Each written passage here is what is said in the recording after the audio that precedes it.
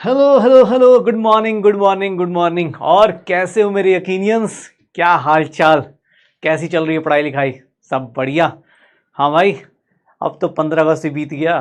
1 अगस्त को कुछ कस्में खाई थी, फिर 15 अगस्त को कुछ कस्में खाई होंगी कि 15 अगस्त को देश आज़ाद होगा। आज़ादी के बाद जो है पढ़ाई एकदम मतलब ऐसे बैकलॉग से आज़ादी मिल जाएगी, ऐसा करूँगा वैसा करूँगा। तो भाई आज 16 अगस्त हो गया है, पढ़ने का टाइम आ चुका है। ठीक है, जितना हो सकता है भाई पढ़ने की कोशिश करना, जितना हो सकता है। हाँ भाई, जितना हो सकता है उतनी ज़्यादा बैकलॉग से आज़ादी, टेस्ट नहीं देने से आज़ादी, आज़ादी मनानी है। हमारी आज़ादी भाई, हमारी आज़ादी यही सब है। ठीक है, कि भैया अगले साल ऐसा कर लें, ऐसा कर लें कि जो ये ड्रॉप है या जो बोल सकते हैं कि फेलियर है, उनसे आज़ादी मिल जाए। ठीक है, अगले साल का 15 अगस्त अपने अपने कॉलेज से मना के भेजा जाए। क्या भाई, ऐसी ऐसी सेल्फी भेजी जाए कि सर ये रहा कॉलेज। ठीक है, तो ये होना चाहिए। बैकलॉग क्लियर हो गया, बहुत बढ़िया। अगर 2 क्लास पीछे है, 4 क्लास पीछे है, 10 क्लास पीछे है, तो भैया हो जाएगा, इतना टेंशन मत लो। ठीक है, यकीन अरे 4 पॉइंट हो, अरे भाई उधर बाकी बाकी थे। अब जिसका बहुत ज़्यादा बैकलॉग हो गया उसके लिए यकीन 4 पॉइंट हुआ भाई।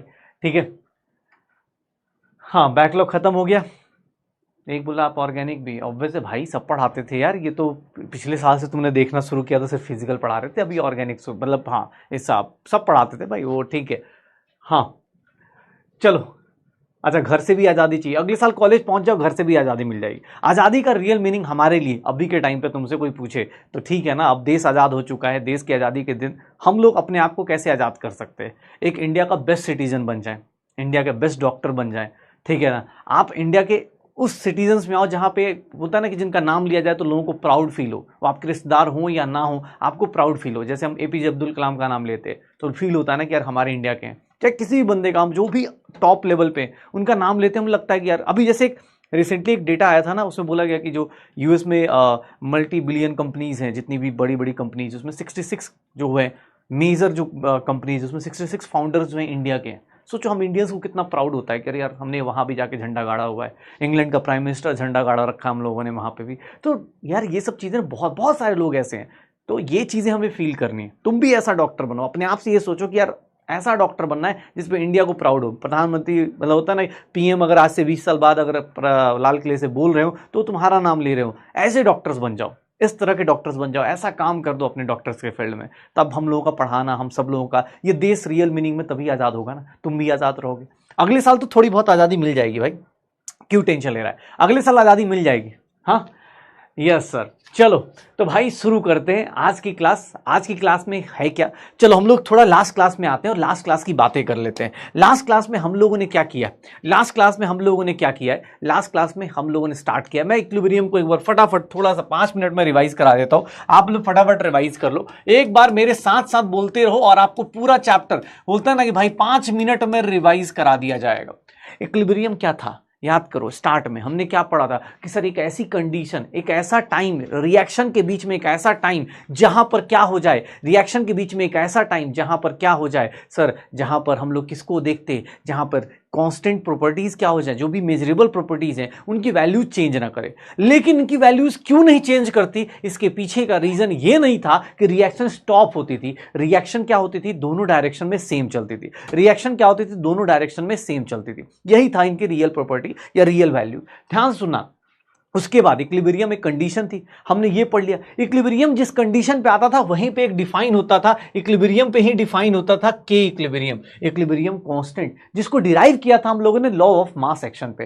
के इक्विलिब्रियम की बात करेंगे तो सर के इक्विलिब्रियम केएफ अपॉन के भी हो जाता था, या फिर हम लोग बोलते थे प्रोडक्ट की concentration raise to its stoichiometric power, reactant की concentration raise to its stoichiometric power. यही था इक्विलिब्रियम कांस्टेंट। और मुझसे किसी ने बोला इक्विलिब्रियम कांस्टेंट सिर्फ और सिर्फ इसी तरीके से लिख सकते हैं क्या? नहीं सर, इक्विलिब्रियम कांस्टेंट आप चाहो तो सर कंसंट्रेशन के टर्म्स में लिख सकते हो, प्रेशर के टर्म्स में लिख सकते हो, और के काई के टर्म्स में, मोल फ्रैक्शन के टर्म्स में भी लिख सकते हो। आपके ऊपर रिलेशंस निकाल के दिए गए कि सर इक्विलिब्रियम कांस्टेंट केसी केपी की बात करें तो याद रखना अपने को, हमने ये फॉर्मूला डिराइव किया था डेल्टा एनजी का, फिर हमने ये डिराइव कर लिया सर, ये डिराइव कर लिया पी टोटल डेल्टा एनजी का, ये फॉर्मूला डिराइव कर लिया था हम लोगों ने। मैंने ये भी बता दिया था जहां पर डेल्टा एनजी 0 होगा डेल्टा एन जे 0 होगा, उस केस में सर आपको इक्विलिब्रियम कांस्टेंट कुछ भी दिया हो, केपी दिया हो, केसी दिया हो, के काई, इन सब की वैल्यूज क्या हो जाती हैं, इक्वल हो जाती है। इन सब की वैल्यूज क्या हो इन सब की वैल्यूज क्या हो जाती है, इक्वल हो जाती हैं। केपी केसी के काई सबकी सब वैल्यूज इक्वल हो जाती हैं। फिर किसने बोला कि सर ये रिलेशंस हो गए, केपी केसी के काई हो गया, केपी केसी के काई हो गया, ये छोटी छोटी बातें हमने कर ली थी। हमने रिएक्शंस को पलटना, सीधा करना, सब कुछ सीख लिया था कि सर अगर मैं रिएक्शन में इक्विलिब्रियम कांस्टेंट, अगर मैं यहाँ के इक्विलिब्रियम लिखता हूं, रिएक्टेंट प्रोडक्ट में जा रहा है, अगर मैं उसको के इक्विलिब्रियम लिख रहा हूं, अगर रिएक्शन रिवर्स कर दूंगा, तो ये क्या हो जाएगा, 1 के इक्विलिब्रियम।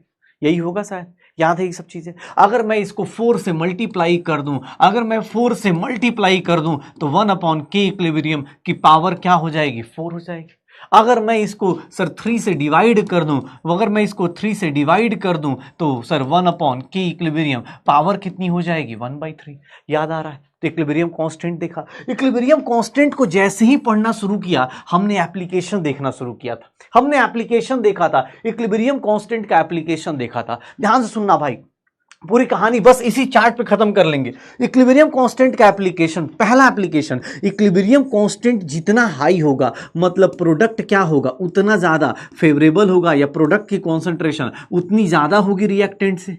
ये हमने पढ़ा था कि सर पहला बात, इक्विलिब्रियम कांस्टेंट किसी का ज्यादा है, इक्विलिब्रियम कांस्टेंट अगर किसी का ज्यादा है तो सर वो क्या करता है, प्रोडक्ट की कॉन्सेंट्रेशन ज्यादा होगी एज कंपेयर टू रिएक्टेंट।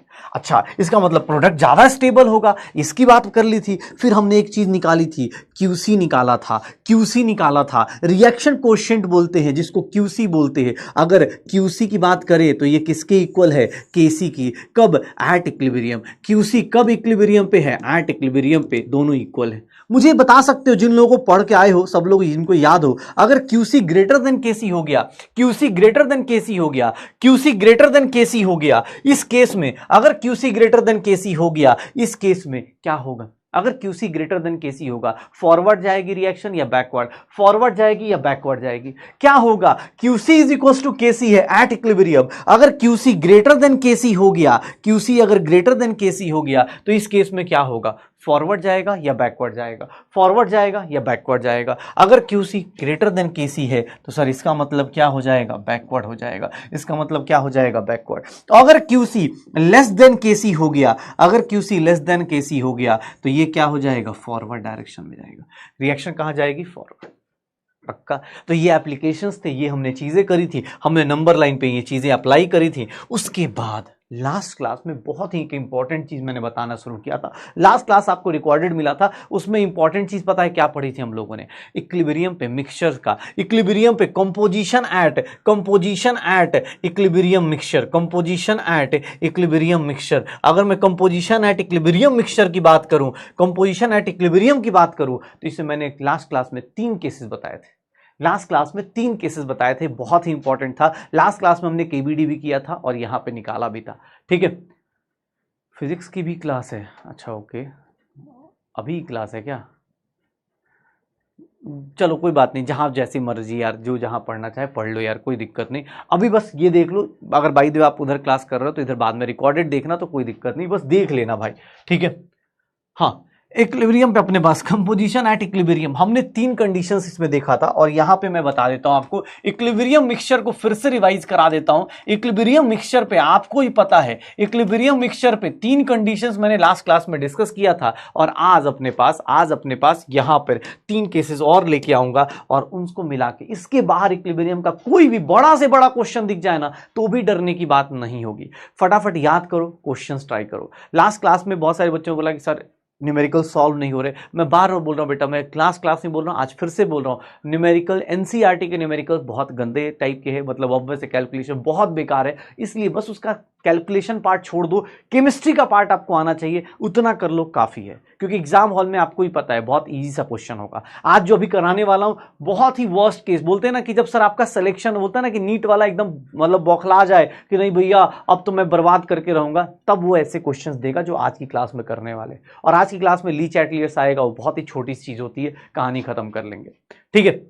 ये देखना, ठीक है, ये देखो अपने पास ये इक्विलिब्रियम मिक्सचर में हमने 3 केसेस पढ़े थे। मैंने पहला केस बताया था कि अगर आपको इनिशियल कॉन्सेंट्रेशन दिया हुआ है, अगर आपको इनिशियल कॉन्सेंट्रेशन गिवन है, इनिशियल कॉन्सेंट्रेशन गिवन है एग्जाम हॉल में, या फिर अगर मैं बोलूं कि सर ऐसा है 2A गिव्स B + 4C ऐसे दिया हुआ है, अगर टाइम इज इक्वल्स टू 0 पे इसकी कॉन्सेंट्रेशन C दी है, ये 0 दिया है, ये 0 दिया है, time is equals to equilibrium पे आप क्या करोगे, C माइनस ये क्या लिख दोगे 2x, क्या लिखोगे C - 2x। क्यों? क्योंकि ये कॉन्सेंट्रेशन है, ये किस में दिया है, कॉन्सेंट्रेशन में। यहां से स्टोइचियोमेट्रिक कोएफिशिएंट माइनस कर दो, ये कितना हो गया x, ये कितना हो जाएगा 4x। अब आप इक्विलिब्रियम कांस्टेंट Kc की वैल्यू लिखोगे C की पावर 4 B की पावर 1 डिवाइडेड बाई A की पावर कितनी लिख दोगे, 2 लिख दोगे, A की पावर 2 लिख दोगे। भैया देख लो, C की पावर 4 4x की पावर 4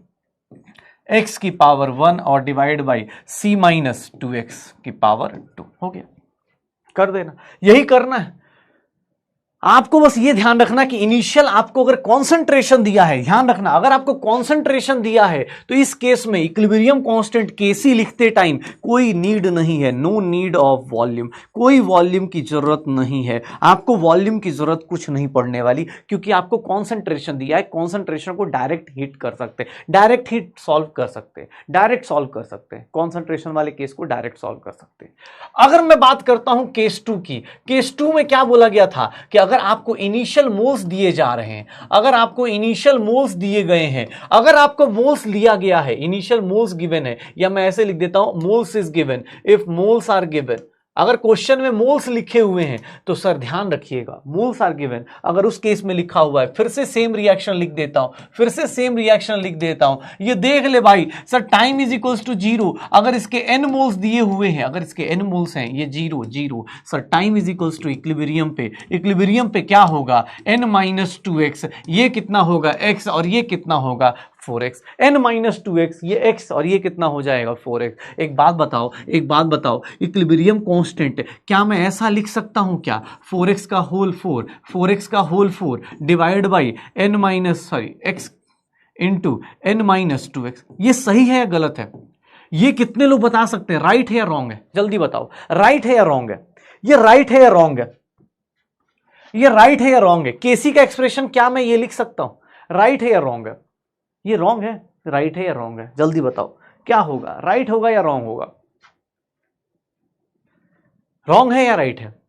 गुड सर, ये रॉन्ग हो जाएगा। क्यों सर? आपका ये तभी एक्सप्रेशन सही होगा जब आपका वॉल्यूम 1 होगा, अदरवाइज आपको सर हमेशा इक्विलिब्रियम कांस्टेंट जब भी लिखोगे सर 4x की पावर, 4x की वॉल्यूम इसको पावर 4, यहां पर x/v मोल्स में कभी भी नहीं लिखेंगे, मोल्स में कभी भी नहीं लिखेंगे, इस बात का ध्यान रखिएगा। और अगर वॉल्यूम नहीं दिया है, अगर वॉल्यूम नहीं दिया है क्वेश्चन में, अगर वॉल्यूम नहीं दिया है क्वेश्चन में, तो वॉल्यूम की वैल्यू कितनी पुट कर लोगे? अगर वॉल्यूम नहीं गिवन है, if volume is not given, बताओगे वॉल्यूम की वैल्यू कितनी लेनी है? फिर अगर वॉल्यूम नहीं गिवन है देन वॉल्यूम कितना लेंगे? वॉल्यूम कितना लोगे? 1 लीटर ले लोगे।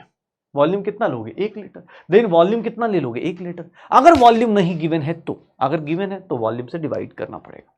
कोई कंटेनर, कोई बोले सर अलग अलग लोगों का अलग अलग वॉल्यूम होगा, नहीं, अलग कंटेनर तो एक ही होगा ना जिसके अंदर रिएक्शन होगी, ऑब्वियस है, वेसल तो एक ही होगा ना जिसके अंदर रिएक्शन होगी। तो सर आपको क्या करना है, सबको वॉल्यूम से डिवाइड करना है, सबको वॉल्यूम से डिवाइड करना है, इतना बस ध्यान रखिएगा, वॉल्यूम से डिवाइड करना है। तो ये 2 केसेस हो गए, केसी के 2 केस हो गए। अगर कॉन्सेंट्रेशन दिया है तब तो ऐसे करो, अगर प्रेशर मोल्स दिया है तो वॉल्यूम से डिवाइड करो। एंड थर्ड वन जो हमने केस किया था बेटा, आज बहुत ही इंपॉर्टेंट चीजें हैं, ट्राई करना। केबीडी बेटा आज नहीं, थोड़ा सा सुन लो, क्योंकि बहुत दिनों बाद, एक दिन का गैप भी हो रखा है, छुट्टियां हो रखी हैं, चैप्टर बहुत इंपॉर्टेंट है, इसलिए आज की क्लास बहुत ज्यादा थोड़ा ध्यान से सुनना क्या हो रहा है।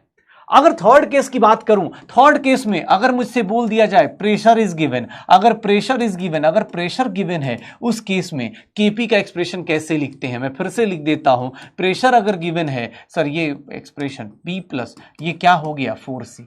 अगर प्रेशर गिवन है, मान लो टाइम इज इक्वल्स टू 0 पे इसका प्रेशर P0 दिया है, ये 0 0, सर प्रेशर को भी नंबर ऑफ मोल्स के बराबर लेके ही ट्रीट करना, प्रेशर भी वैसा ही होता है, यहां भी आप वही स्टोइचियोमेट्री लगाइए, P - 2x, यहां x और यहां क्या हो जाएगा 4x, और बेटा यहां Kp लिखने जाओगे, Kp क्या होगा, प्रेशर ऑफ B की पावर 1 प्रेशर ऑफ सी की पावर 4, प्रेशर ऑफ ए की पावर कितना हो जाएगा 2, प्रेशर ऑफ ए की पावर कितना हो जाएगा 2। निकाल दो जितना भी अब एक्सप्रेशन पुट करो, केपी निकालेंगे। अच्छा कोई बोले सर केसी क्यों नहीं निकाला, भैया प्रेशर के टर्म में केपी निकलता है। प्रेशर ऑफ बी कितना हो जाएगा सर एक्स की पावर 1, ये 4x की power 4 divide by pressure of A कितना हो गया P0 माइनस 2x की पावर 2।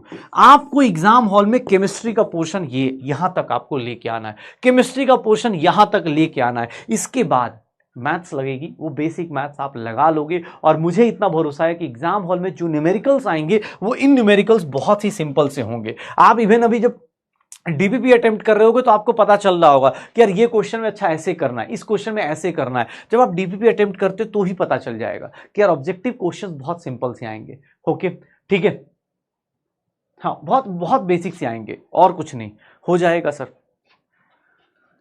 हाँ सारा का सारा तो ये देख लो। अब मुझसे किसने बोला सर ये 3 केस तो आपने पहले ही डिस्कस कर दिए थे। आज बेटा क्या इंपॉर्टेंट है वो थोड़ा ध्यान से सुनना। आज क्या इंपॉर्टेंट है, आज मेरी लाइफ में चौथा केस जो इंपॉर्टेंट डिस्कशन करने वाला हूं वो डिस्कशन ऐसे ही कैसे होगा, किस तरह से चीजें रिलेट करेंगे उसके बारे में बात की जाएगी। एक बात बताओ, अगर गैसियस चीज दी गई है, अगर गैसियस चीजें दी गई हैं, अगर गैसियस चीज दी गई हैं, बहुत हार्ड ऑब्वियस है ना, ये सब चीजें हार्ड है भाई, ये सब चीजें नहीं पढ़ोगे, ध्यान से रिलेट नहीं करोगे। अब तुझे भाई हार्ड क्या होता है कि ऑब्वियस, अब आप खुद से सोचो ना, अगर आप नहीं पढ़ोगे तो ऑब्वियस हार्ड ही लगेंगे।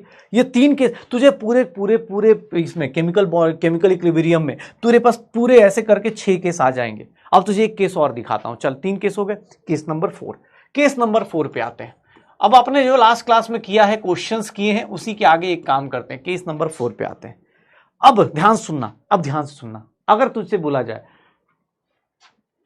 डीवीपी काफी हार्ड था ना, ठीक है, अरे जो भी है जैसा भी है बच्चा, देख यार मेहनत करते हैं सिलेक्शन होगा। मैं बार बोलता हूँ पढ़ेंगे तो सिलेक्शन होगा, अब पढ़ाई नहीं करेंगे तो सिलेक्शन तो कभी ऐसा नहीं होगा कि नहीं पढ़ने वाले का सिलेक्शन ना हो। हाँ ऊपर नीचे हो सकता है उसको टाइम ज़्यादा लग जाए, या हो सकता है उसकी कुछ कमियां रह गई हो, उसके कारण उसको दोबारा अटेम्प्ट देना पड़ जाए, लेकिन इतना पता है पढ़ने वालों का सिलेक्शन होगा भाई।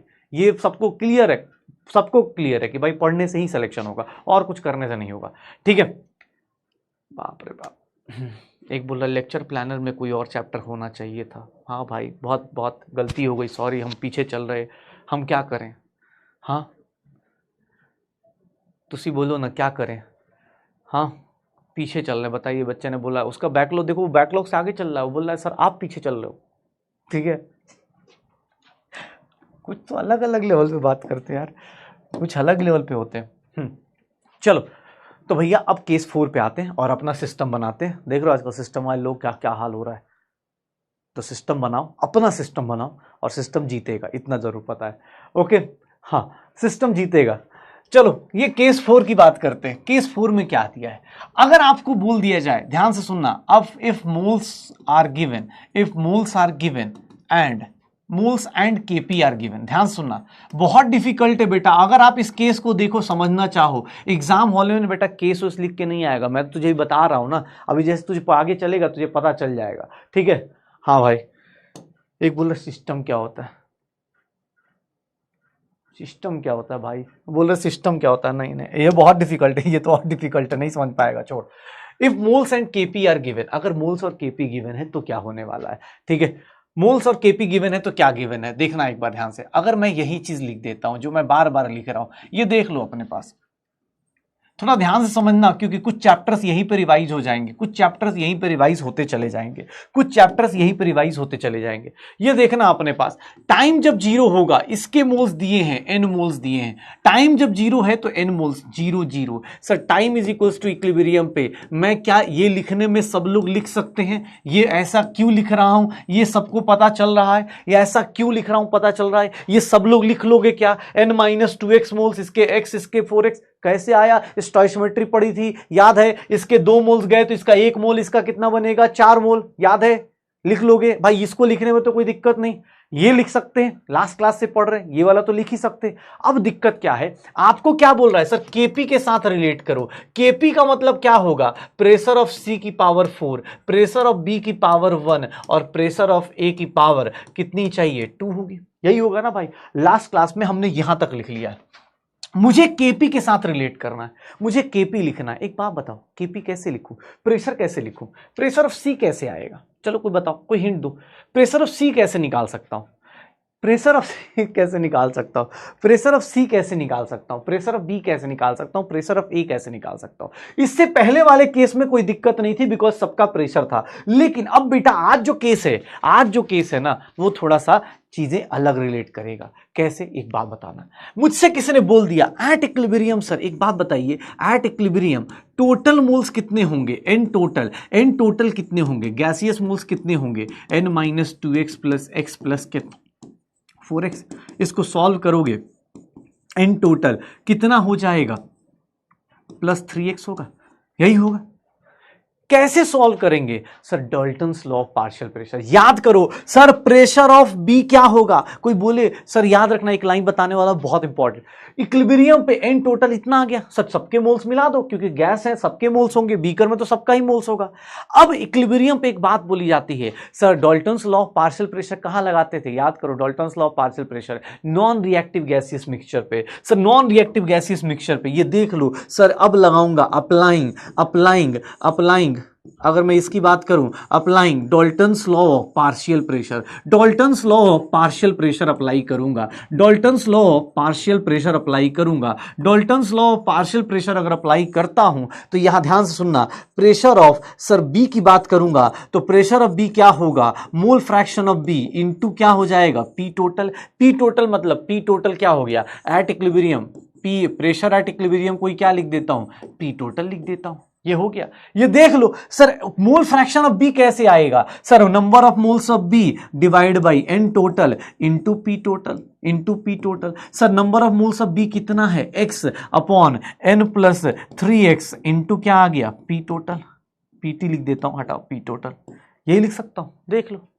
सर अब ये देखना, अब एप्लीकेशन कहां से कहां जा रहा है, अब सर क्वेश्चन कहां से कहां जा रहा है, चैप्टर्स पे चैप्टर्स मिक्स हो रहे। प्रेशर ऑफ सी लिखना है, प्रेशर ऑफ सी क्या होगा, mole fraction of C into P total. Sir mole fraction of C कितना आएगा, sir 4x upon N plus 3x into P total आ जाएगा।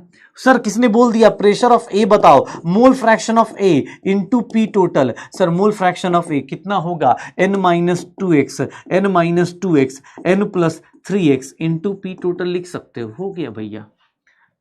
सब कुछ निकाल दिया, उठा के पुट कर देना, केपी का एक्सप्रेशन बहुत तगड़ा सा बन जाएगा। अब बार बार इतना बड़ा लिखेंगे, एनबी अपॉन क्या हो जाएगा, एनबी क्यों लिख रहा हूं, x upon N plus 3x into P total, इसका पावर कितना 1, ये कितना हो जाएगा 4x upon N plus 3x into P total, ये कितना हो जाएगा 4 divide by n-2x n plus 3x n plus 3x P total कितना हो जाएगा स्क्वायर, हो गया। अब वो सॉल्व करना नहीं सॉल्व करना भाई कोई दिक्कत नहीं, ये सॉल्व होगा नहीं सॉल्व होगा वो अलग कहानी है। अभी क्वेश्चन पढ़ोगे ना, क्वेश्चन में इक्वेशन भी पूछ दी जाती है, केपी का एक्सप्रेशन लिख के दिखा दो, वो सॉल्व होगा नहीं होगा वो छोड़ दे भाई कि यार सर सॉल्व नहीं होगा, सॉल्व करना भी नहीं है तुम्हें। एग्जाम हॉल में आएगा तो बहुत सिंपल सा आएगा जो सॉल्व हो सकता है, आराम से सॉल्व हो जाएगा। ये बस एग्जाम्पल दिखा रहा हूं कि इक्विलिब्रियम के साथ देख स्टेट्स ऑफ मैटर भी फिक्स हो गया, ये एग्जाम्पल दिखा रहा हूं, स्टेट्स ऑफ मैटर भी फिक्स हो गया। सर कोई बोल रहा एक बात बता, Dalton's law of partial pressure कहीं पढ़ा था? इंडिविजुअल प्रेशर, अगर किसी एक का प्रेशर निकालना है तो कैसे निकालते थे कि sir mole fraction into total pressure. अब ये भैया याद ना हो तो भाई Dalton's law of partial pressure मुझे याद है, मैंने पता नहीं सॉल्यूशन चैप्टर में रिवाइज कराया था, स्टेट्स ऑफ मैटर में रिवाइज कराया था। सर ये बता दिया था गैस प्लस गैस में डाल्टन्स लॉ लगता है, गैस इन लिक्विड में हेनरीज लॉ लगता है, लिक्विड इन लिक्विड में राउल्ट्स लॉ लगता है। भाई हो जाएगा, सॉल्यूशन चैप्टर में कराया था। भैया प्रेशर ऑफ बी कैसे निकालोगे, mole fraction of B into P total. Sir pressure of C कैसे निकालोगे, mole fraction of C into P. अब मोल फ्रैक्शन नहीं निकालने आता, ऐसा मत बोल देना सर मोल फ्रैक्शन नहीं निकालने आता, तो बेटा बहुत ही अच्छी लाइन पे जा रहे हो, आप ही के लिए एक बैच आ रहा है। हाँ सोच, मैंने गिव अप कर रखा, मैंने कहा नहीं ऑर्गेनिक पढ़ाना है, फिजिकल बहुत ज्यादा हो गई, ठीक है। मैं एक बात बता रहा हूं भाई, अगर मोल फ्रैक्शन नहीं निकालने आ रहा फिर तो अलग कहानी है। सर नंबर ऑफ मोल्स कितने हैं, x divide by total moles कितने निकाले आपने, n प्लस 3 निकाल ले भाई, कैलकुलेशन छोड़ना, तो ये कैलकुलेशन से डर मत, वो हो जाएगा जब सॉल्व होना होगा तो वो इजी चीज दी जाएगी। अभी तो बस ये जान जा मैं लिख सकता हूं या नहीं, मैं तुझे बस लिखना सिखा रहा हूं, केस 4 बता रहा हूं, केस 4 में ये होता है, केस 4 ये होता है। हो जाएगा सर, हो जाएगा, श्योर हो, कर लोगे? अरे जितना भी आए, जितना इक्वेशन आए होने दो यार, ठीक है। हाँ, सी की पावर 4 किया है ना, प्रेशर ऑफ सी की पावर 4 किया तो है, करा तो है। देखो प्रेशर ऑफ सी कितना आएगा, mole fraction of C 4x upon n plus 3x, इन सबको क्या उठा के कर दिया, पी टोटल दिया होगा, पी टोटल दिया होगा, ठीक है। हाँ पी टोटल दिया होगा, कोई दिक्कत नहीं, पी टोटल आपको कुछ ना कुछ लिखा होगा, आप टेंशन मत लो, हो जाएगा। जैसे ये देखना, एक सिंपल सा क्वेश्चन दे रहा हूं, एक सिंपल सा क्वेश्चन दे रहा हूं, आप बस पी टोटल का एक्सप्रेशन लिख के दिखा देना मुझे, बस पी टोटल का एक्सप्रेशन लिखना, और कुछ भी नहीं करना बेटा, आपको सिर्फ पी टोटल का एक्सप्रेशन लिख देना। अगर मैं आपको ये लिख देता हूं N2O4 है, N2O4 है, गैस है, ये क्या हो गया 2NO2 में चला गया, आप मुझे इसका एक्सप्रेशन लिख दो।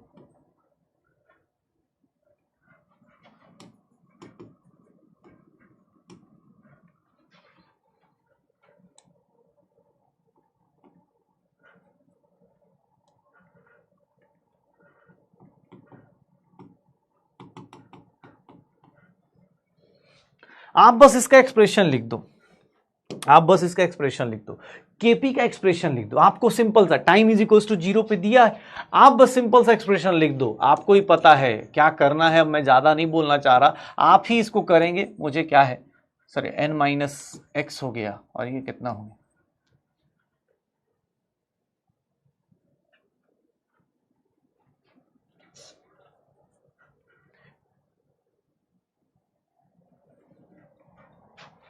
n माइनस एक्स हो गया, और ये क्या हो गया 2x हो गया।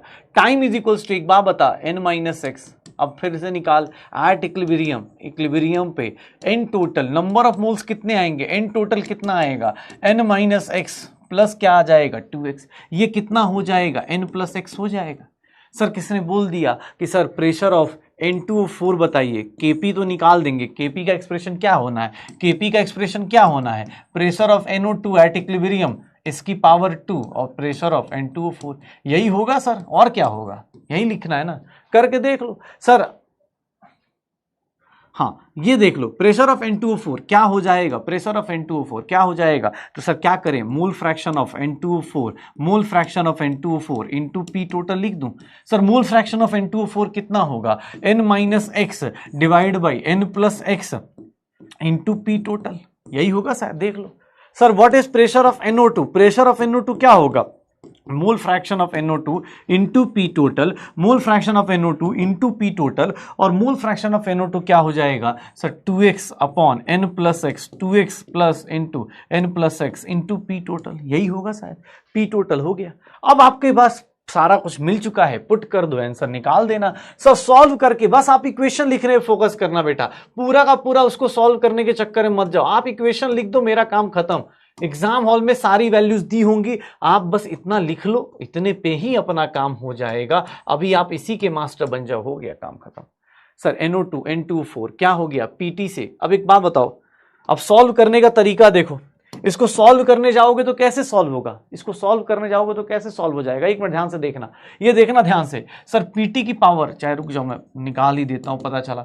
सर ये क्या हो गया 4x स्क्वायर इंटू पीटी का होल स्क्वायर डिवाइडेड बाई, मतलब ये divide by n plus x का होल स्क्वायर। अगर बेटा आप जल्दी सॉल्व कर सकते हो ना, जल्दी सॉल्व करना, क्योंकि मैं बस ये टाइम पास हो गया अब अपने लिए।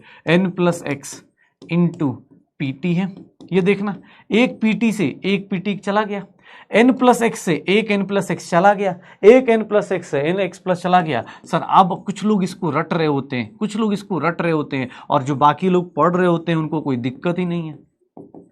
ये देख लो, फाइनल एक्सप्रेशन केपी का लिखने जाओगे 4x स्क्वायर इंटू पीटी, और यहां क्या हो जाएगा n square minus x square, n square minus x square, निकाल दो। आप ये एक्सप्रेशन देख लो आपका मैच कर रहा है या नहीं मैच कर रहा, ये लास्ट में आप एग्जाम हॉल में निकाल सकते हो, निकालो। कैसे किया, तो सर कुछ नहीं, एक n प्लस एक्स नीचे आया और एक n माइनस एक्स था, n plus x n minus x, basic math लगाया, केपी का एक्सप्रेशन निकाल दिया, केपी का एक्सप्रेशन निकाल दिया। हो गया, देख ले भाई, अब तेरे ऊपर है जितना ज्यादा। अब तू बोलेगा सर ये कहां से आया, ऑब्वियसली डाल्टन्स लॉ बेटा, once upon a time Dalton's law पढ़ा था जिसमें किसी गैस के बारे में ये सब चीजें हमें पता होती। Dalton's law of partial pressure यहां से निकल के आएगा। अरे इतना लॉन्ग नहीं पूछ रहे हो तुमसे, मेरे साथ तो इतना लंबा कर सकते हो ना भाई, एग्जाम हॉल में छोटा ही आएगा, वो मेरे साथ तो कर ही सकते हो ना। एग्जाम हॉल में क्या लिख देगा, एन की वैल्यू लिखी होगी, निकाल दियो भाई। मेरे साथ तो बैठ के भी कर लेना साथ में, क्या दिक्कत है, अभी तो साथ में हूं खड़ा, बाद में एग्जाम हॉल में आएगा तो करते रहना। हाँ जितना आना है, जो भी आना है कर ले। मेरा काम देख भाई, ये अपने को आज क्या हो रहा है, अब आज ऑब्वियस केमिकल इकोनॉमी की लास्ट में पहुंच रहे हो तो ऑब्वियस चीजें ऐसी ऐसी चीजें आएंगी जो आपको लगेगा सब कुछ ही चीजें कंबाइन हो रहे होंगे। किसी भी चैप्टर का लास्ट लेक्चर तक आते आते ऑब्वियस पूरा चैप्टर आ जाता है भाई। ये तो छोड़ो, आपको इक्विलिब्रियम में तो आपको पता नहीं कितने चैप्टर मैंने रिवाइज करवाए हैं। मैंने केमिकल काइनेटिक्स से रिलेट किया था, स्टेट्स ऑफ मैटर, थर्मोडायनेमिक्स, सब कुछ ही रिलेट हो गया था भाई साहब, सब कुछ ही रिलेट हुआ था, शायद याद करो कुछ चीजें देखी हो तो। ठीक है, हाँ काफी हार्ड है। चलो तो ये मेरे पास क्या है, केस नंबर 4। अगर आपको नंबर ऑफ मोल्स दिए हैं और केपी दिया है तो उनके बीच में कैसे रिलेट करना है, ये केस 4 था। अब जो बताने वाला हूं उससे भी खतरनाक है, बहुत ही हार्ड है, मैं पहले बता रहा हूं। ठीक है, एक और क्वेश्चन दीजिए यार, एक और क्वेश्चन दे तो दूंगा। चल एक काम करा देता हूं, एक क्वेश्चन और देता हूं, सब लोग कर लो, खत्म करो इसको, जल्दी निकालो इसका एक्सप्रेशन, लास्ट एक्सप्रेशन निकाल के करो। आज इसके बारे में खूब सारी प्रैक्टिस करनी है।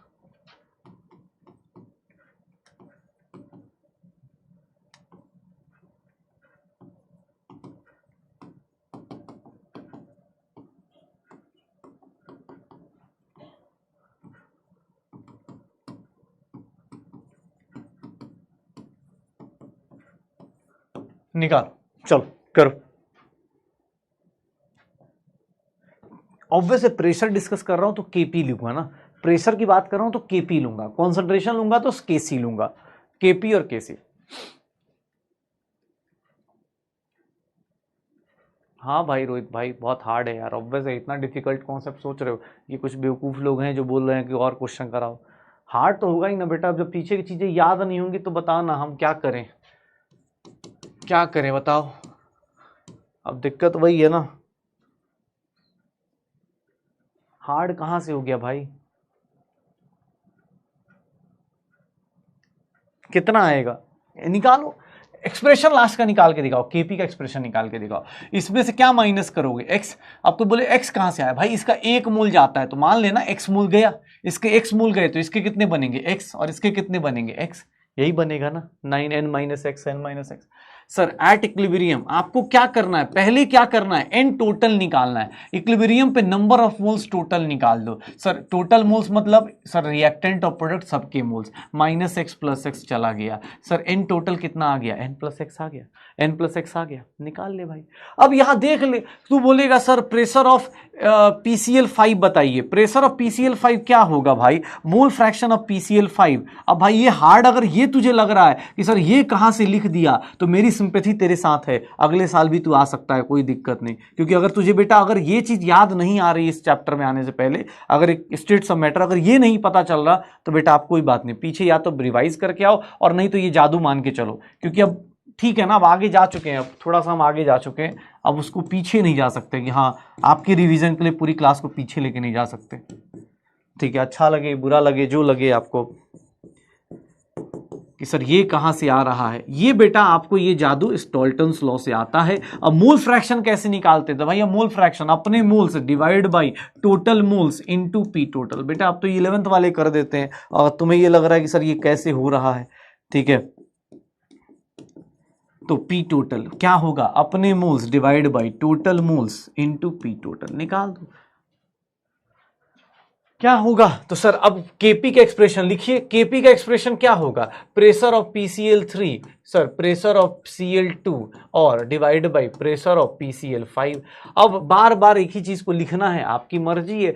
PCl3 का क्या है, x upon n plus x into P total. Sir ये हो गया Cl2 का, इसका भी वही आएगा ना, इसका भी सेम ही आ रहा है, x upon n plus x into P total और divided by n minus x n plus x into P total, यही है।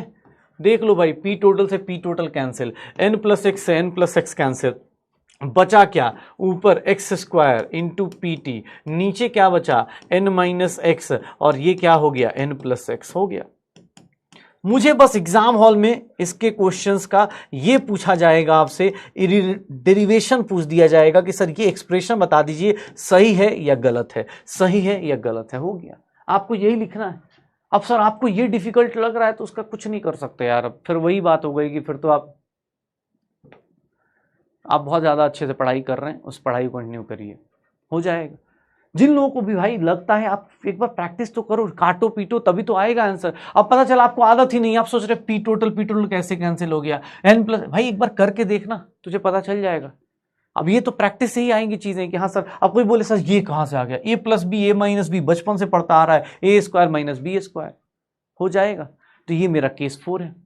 अब न्यूमेरिकल आ जाएंगे, एक्चुअली इसके न्यूमेरिकल नहीं आते, आपको लगता हो तो आप जाके PYQs करना, इसके सीधा सीधा इक्वेशन पूछी जाती है, इसकी इक्वेशन पूछी जाती है कि भैया इसका इक्वेशन बताइए, ठीक है। इसके एक्सप्रेशन में केपी की वैल्यू डायरेक्टली क्या पूछेगा, जानबूझ के पूछेगा, केपी की वैल्यू डायरेक्टली प्रोपोर्शनल टू क्या है, पी टोटल। सर देखोगे आपको जानबूझ के मजे ले रहा होगा, केपी की वैल्यू यहाँ पे भी डायरेक्टली प्रोपोर्शनल टू क्या है, पी टोटल। लेकिन अगर किसी और क्वेश्चन में होगा तो वहां हो सकता है पी टोटल का स्क्वायर पे डिपेंड कर रहा हो, पी टोटल की पावर 4 पे डिपेंड कर रहा हो, तो यहाँ डायरेक्ट ये डेरिवेशन करके क्वेश्चन पूछे जाते हैं, हो जाएगा, श्योर हो।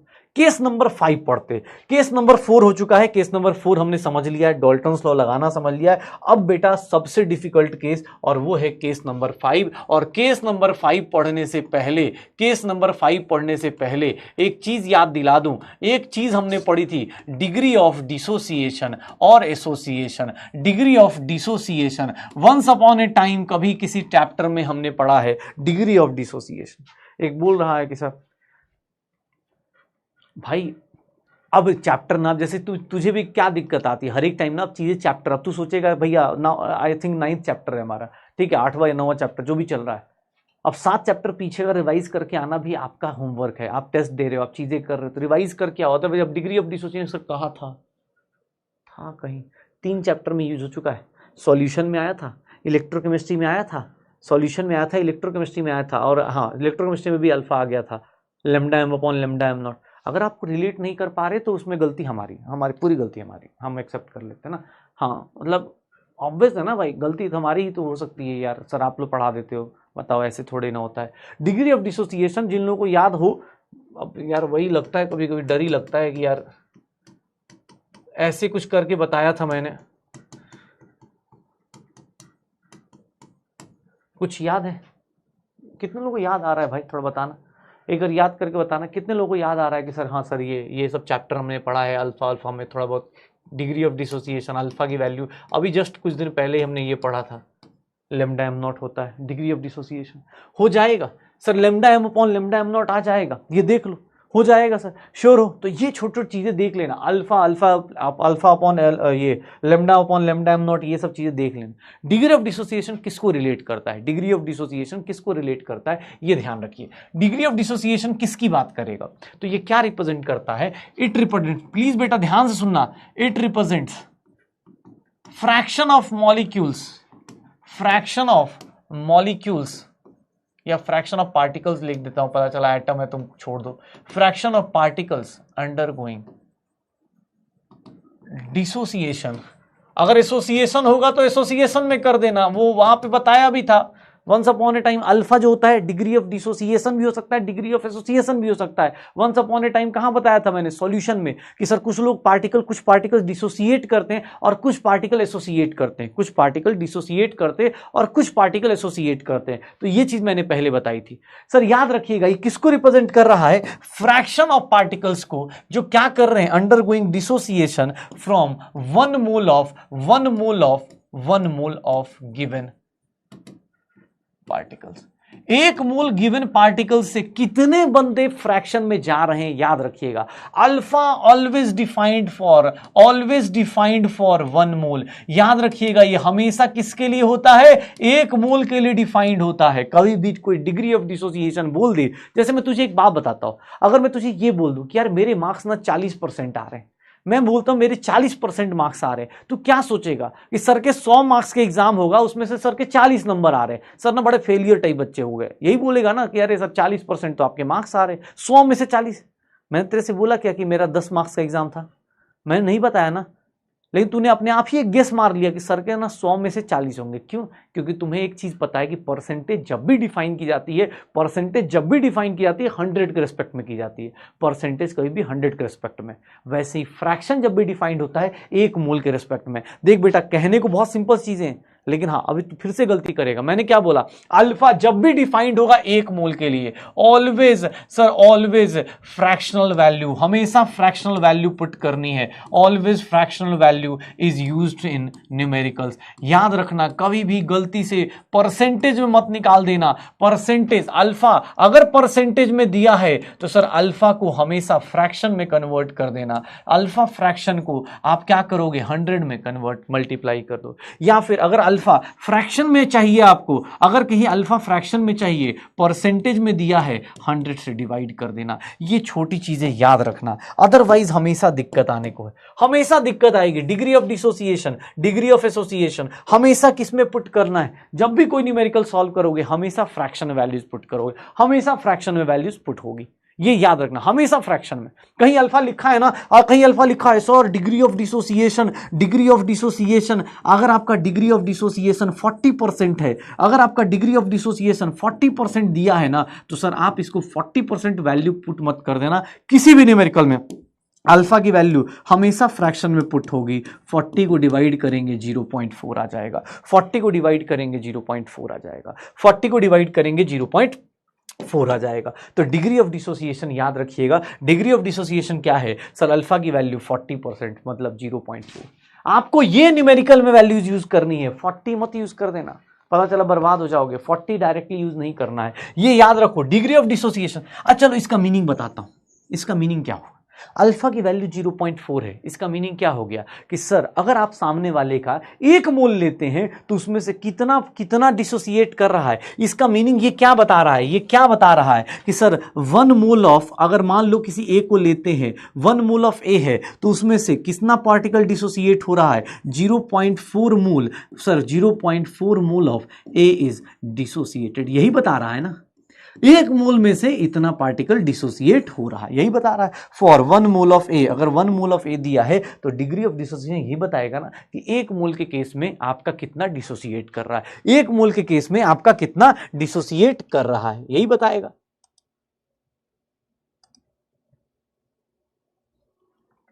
ठीक है, यही बताया जाएगा। ओके, 1 मोल में से 0.4 डिसोसिएट हुआ। ध्यान सुनना, कहीं भी लिखा हुआ है, अगर अल्फा 60% लिखा हुआ है, 60% का मतलब क्या होगा? अल्फा 60% है, मतलब अल्फा की वैल्यू कितनी पुट करनी है, कितनी पुट करनी है, ये देख लो। अल्फा की वैल्यू कितनी पुट करूंगा? न्यूमेरिकल सॉल्व करने के लिए 60% नहीं पुट करूंगा, 0.6 पुट करूंगा। और 0.6 क्या बता रहा है कि सर सामने वाले का अगर फॉर 1 मोल अगर लेता हूं, फॉर 1 मोल ऑफ, अगर मान लो ये किसी एक का दूसरे का कंडीशन ले लेता हूं, फॉर 1 मोल ऑफ बी लेता हूं, इसका मतलब 0.6 mole of B is dissociated. Sir 0.6 mole of B is dissociated. Alpha का मतलब यह होता है कि 1 मोल के रिस्पेक्ट में हमेशा 1 मोल लेना है, कभी गलती से भी 10 मोल मत ले लेना, क्योंकि सर 10 मोल की वैल्यू कुछ और हो जाएगी।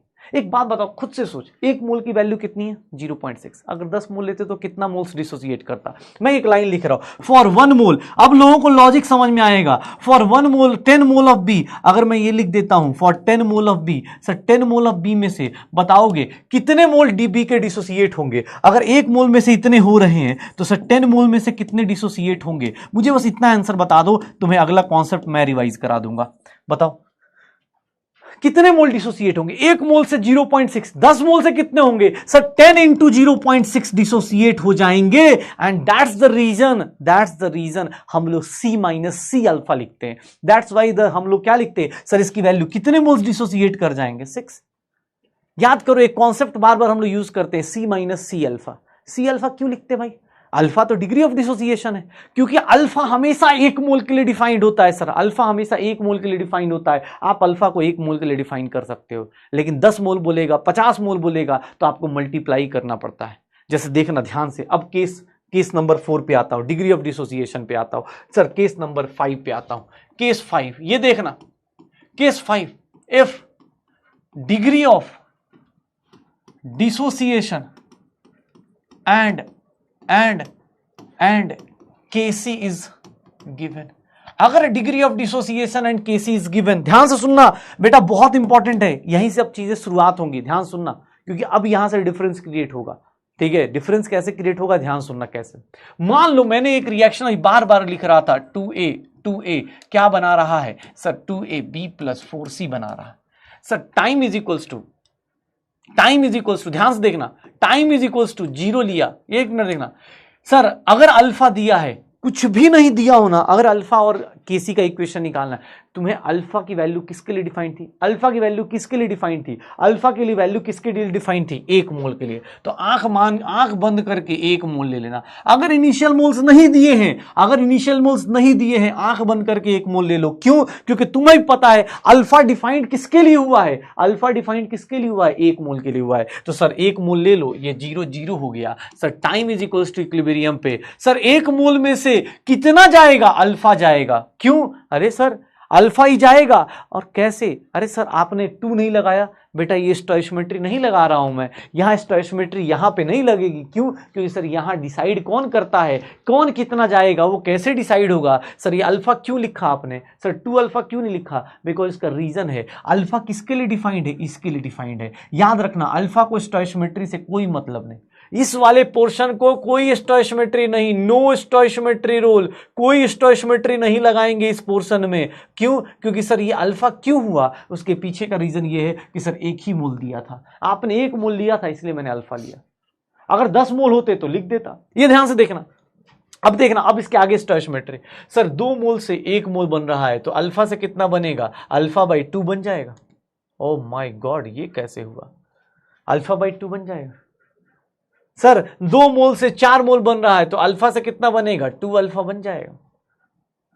देख लो, ये वाला पोर्शन स्टोइशियोमेट्री से है। ये कहां से निकाल रहा हूं सर, इस स्टोइशियोमेट्री से निकाल रहा हूं। ये कहां से निकाला, स्टोइशियोमेट्री से निकाला। सर रिएक्टेंट साइड स्टोइशियोमेट्री नहीं लगानी है, प्रोडक्ट साइड लगानी है, प्रोडक्ट साइड लगानी है। सर देख लो केसी की वैल्यू क्या हो जाएगी, केसी की वैल्यू क्या हो जाएगी, concentration of B, concentration of C की पावर 4 और ए की पावर 2। सर बी की कॉन्सेंट्रेशन कितनी है सर, अल्फा/2।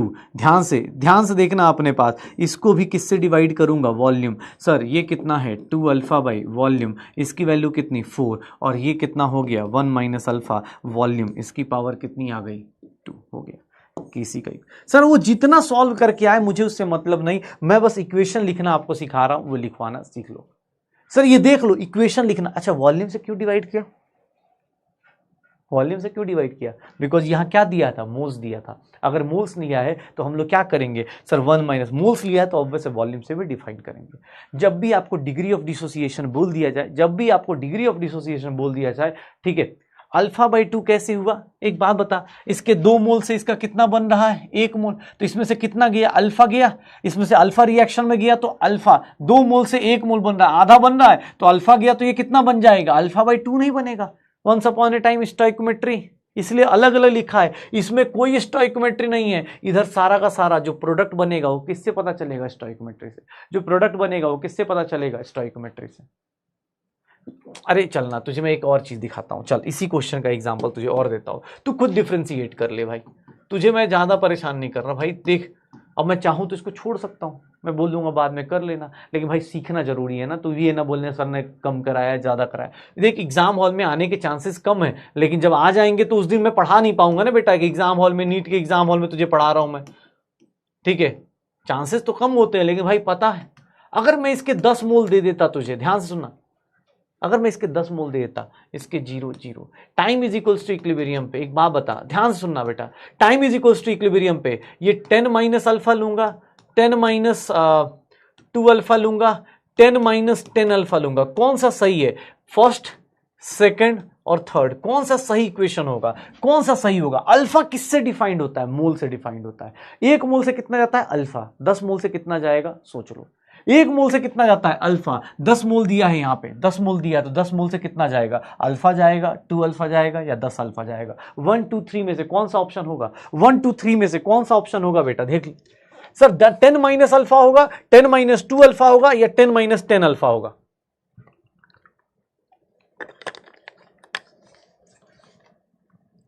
सीधी सी बात है सर, ऑब्वियस है ना, ये दोनों गलत हो जाएंगे। क्यों? क्योंकि सर आप 1 मोल के लिए अल्फा बोलते हो, 10 मोल के लिए कितना जाएगा, 10 मोल से कितना रिएक्शन करेगा, 1 मोल से अल्फा गया, 10 मोल से कितना जाएगा, 10 माइनस 10 अल्फा। यहां पे कोई स्टोइशियोमेट्री बेटा नहीं लगा रहा हूं मैं, कोई स्टोइशियोमेट्री नहीं लगा रहा हूं। ये 10 माइनस 10 अल्फा क्यों लिखा, इसका रीजन ये था क्योंकि अल्फा डिफाइन 1 मोल के लिए होता है, 10 मोल लिखोगे 10 माइनस 10 अल्फा होगा। अब इसके आगे प्रोडक्ट क्या बनेगा ये कौन डिसाइड करेगा सर, ये डिसाइड करेगा सर स्टोइशियोमेट्री। 2 मोल से 1 मोल तो सर 10 अल्फा से कितना बन जाएगा सर 10 अल्फा बाई 2। सर 2 मोल से 4 मोल तो 10 अल्फा से कितना बन जाएगा सर 10 अल्फा इंटू मतलब 20 अल्फा। यही हो गया सर, पुट कर दे, केसी का एक्सप्रेशन निकाल दे भाई। ये कितना हो गया sir 5 alpha divide by volume, और ये कितना हो गया 20 अल्फा डिवाइड बाई वॉल्यूम का स्क्वायर। ये देख ले 10 minus 10 alpha divide by volume का अपने पास सर यहाँ 4 हो गया, यहाँ 4 है, यहाँ पे स्क्वायर हो गया। आप स्टोइशियोमेट्री पे देखो, आप सर स्टोइशियोमेट्री किधर लगानी है, प्रोडक्ट साइड लगानी है, रिएक्टेंट साइड आपको स्टोइशियोमेट्री नहीं लगानी है। इसलिए मैं अलग अलग करके लिख रहा हूं भाई। तुझे कभी भी कोई बोल देना, देख भाई कभी भी तुझसे किसने बोल दिया कि सर ए से 2b बना रहे हैं, और ध्यान से देखना सर, ये देख लो डिफरेंस दिखाता हूं, 1 मोल दिया है 0, time is equals to equilibrium पे बेटा ये देख 1 माइनस क्या लिखूंगा अल्फा, और ये कितना होगा 2 अल्फा। एक कंडीशन ये याद रख, इसमें क्या किया, 1 मोल दिया है तो 1 मोल से 1 माइनस अल्फा। अब देखना ध्यान से, अभी आपको बार बार चीजें मिलेंगी। टाइम इज इक्वल्स टू 0, अगर इसके c मोल्स दिए हैं तो सर ये कितना होगा, time is equals to equilibrium पे तुम खुद से बताओ, c minus C alpha, c minus alpha, c minus मतलब c माइनस अल्फा, कौन सा सही होगा, c माइनस अल्फा कौन सा सही होगा, बताओगे क्या होगा, c माइनस सी अल्फा या c माइनस अल्फा, कौन सा सही होगा, खुद से बता कैसे होगा। 20 कैसे आया, अरे यार ये 10 अल्फा रिएक्ट कर रहा है, ये माइनस का मतलब क्या हुआ, ये माइनस का मतलब क्या हुआ बेटा, रिएक्शन इतना ही कर रहा है ना, माइनस का मतलब क्या हुआ, रिएक्शन इतना ही कर रहा है। सर 2 मोल रिएक्शन करता है तो BC के कितने बनते हैं, 4 मोल बनते हैं, डबल बनते हैं। सर 10 अल्फा गया तो कितना बनेगा 20 अल्फा। यहाँ 2 मोल से 1 बन रहा है तो 10 अल्फा गया तो 10 अल्फा बाई 2। ये तो इधर वाला पोर्शन तो स्टोइशियोमेट्री से सॉल्व होगा ना यार, c माइनस सी अल्फा, और इसका कितना बन जाएगा 2c अल्फा। यहां पे कोई स्टोइशियोमेट्री नहीं, यहां पे कोई स्टोइशियोमेट्री नहीं, आप यहां स्टोइशियोमेट्री नहीं लगाओगे, यहां स्टोइशियोमेट्री लगेगा।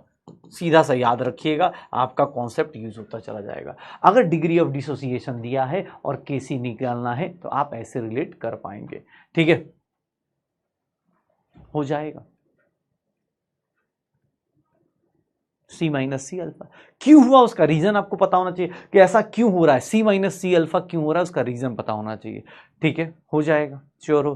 केसी का एक्सप्रेशन लिख लेना, उसके बाद तो केसी का एक्सप्रेशन तो लिख ही सकते हो ना भाई। केसी का एक्सप्रेशन क्या, सर कुछ नहीं दिया होना तो 1 मोल मान लेना, मैं पहले बता रहा हूं, अगर कुछ भी नहीं लिखा 1 मोल मान के केसी का एक्सप्रेशन निकाल देना। क्यों, क्योंकि सर अल्फा डिफाइन किसके लिए होता है, 1 मोल के लिए होता है, हो जाएगा सर।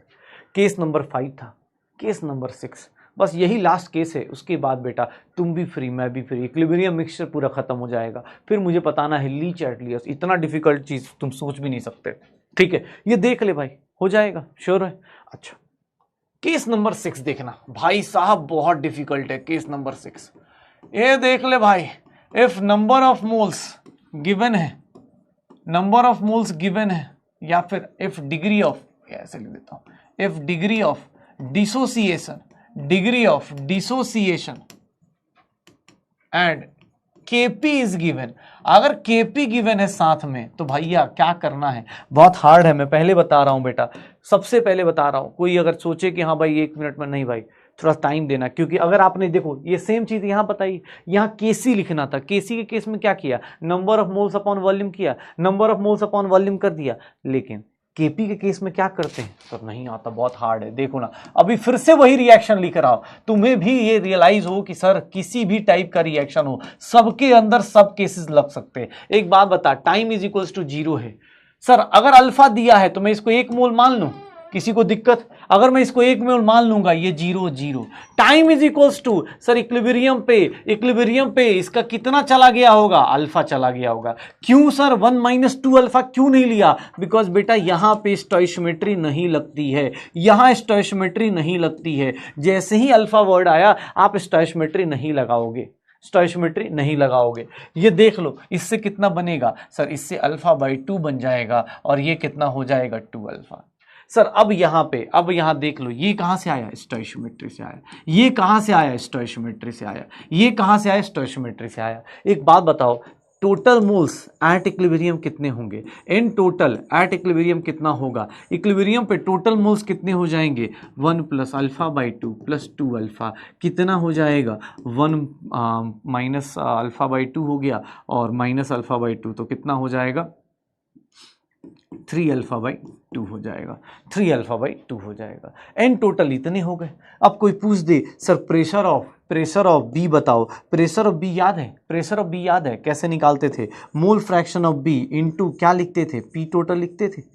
अभी जस्ट लिखा है pressure of C mole fraction of C into P total लिखते थे, और pressure of A mole fraction of A into P total लिखते थे। भैया सब कुछ पुट कर दीजिए, आपको ही पता है, अब कुछ नहीं करना। सर प्रेशर ऑफ बी क्या होगा? Alpha by 2 divide by total moles कितने हो गए? 1 + 3 अल्फा बाई 2 जितना भी हो रहा है इंटू पी टोटल। सर ये कितना हो गया? Sir 2 alpha upon 1 + 3 alpha by 2। अब कैलकुलेशन छोड़ दो, वो मैं बस एक्सप्रेशन लिखना सिखा रहा हूँ। ये देख लो ये कितना हो गया?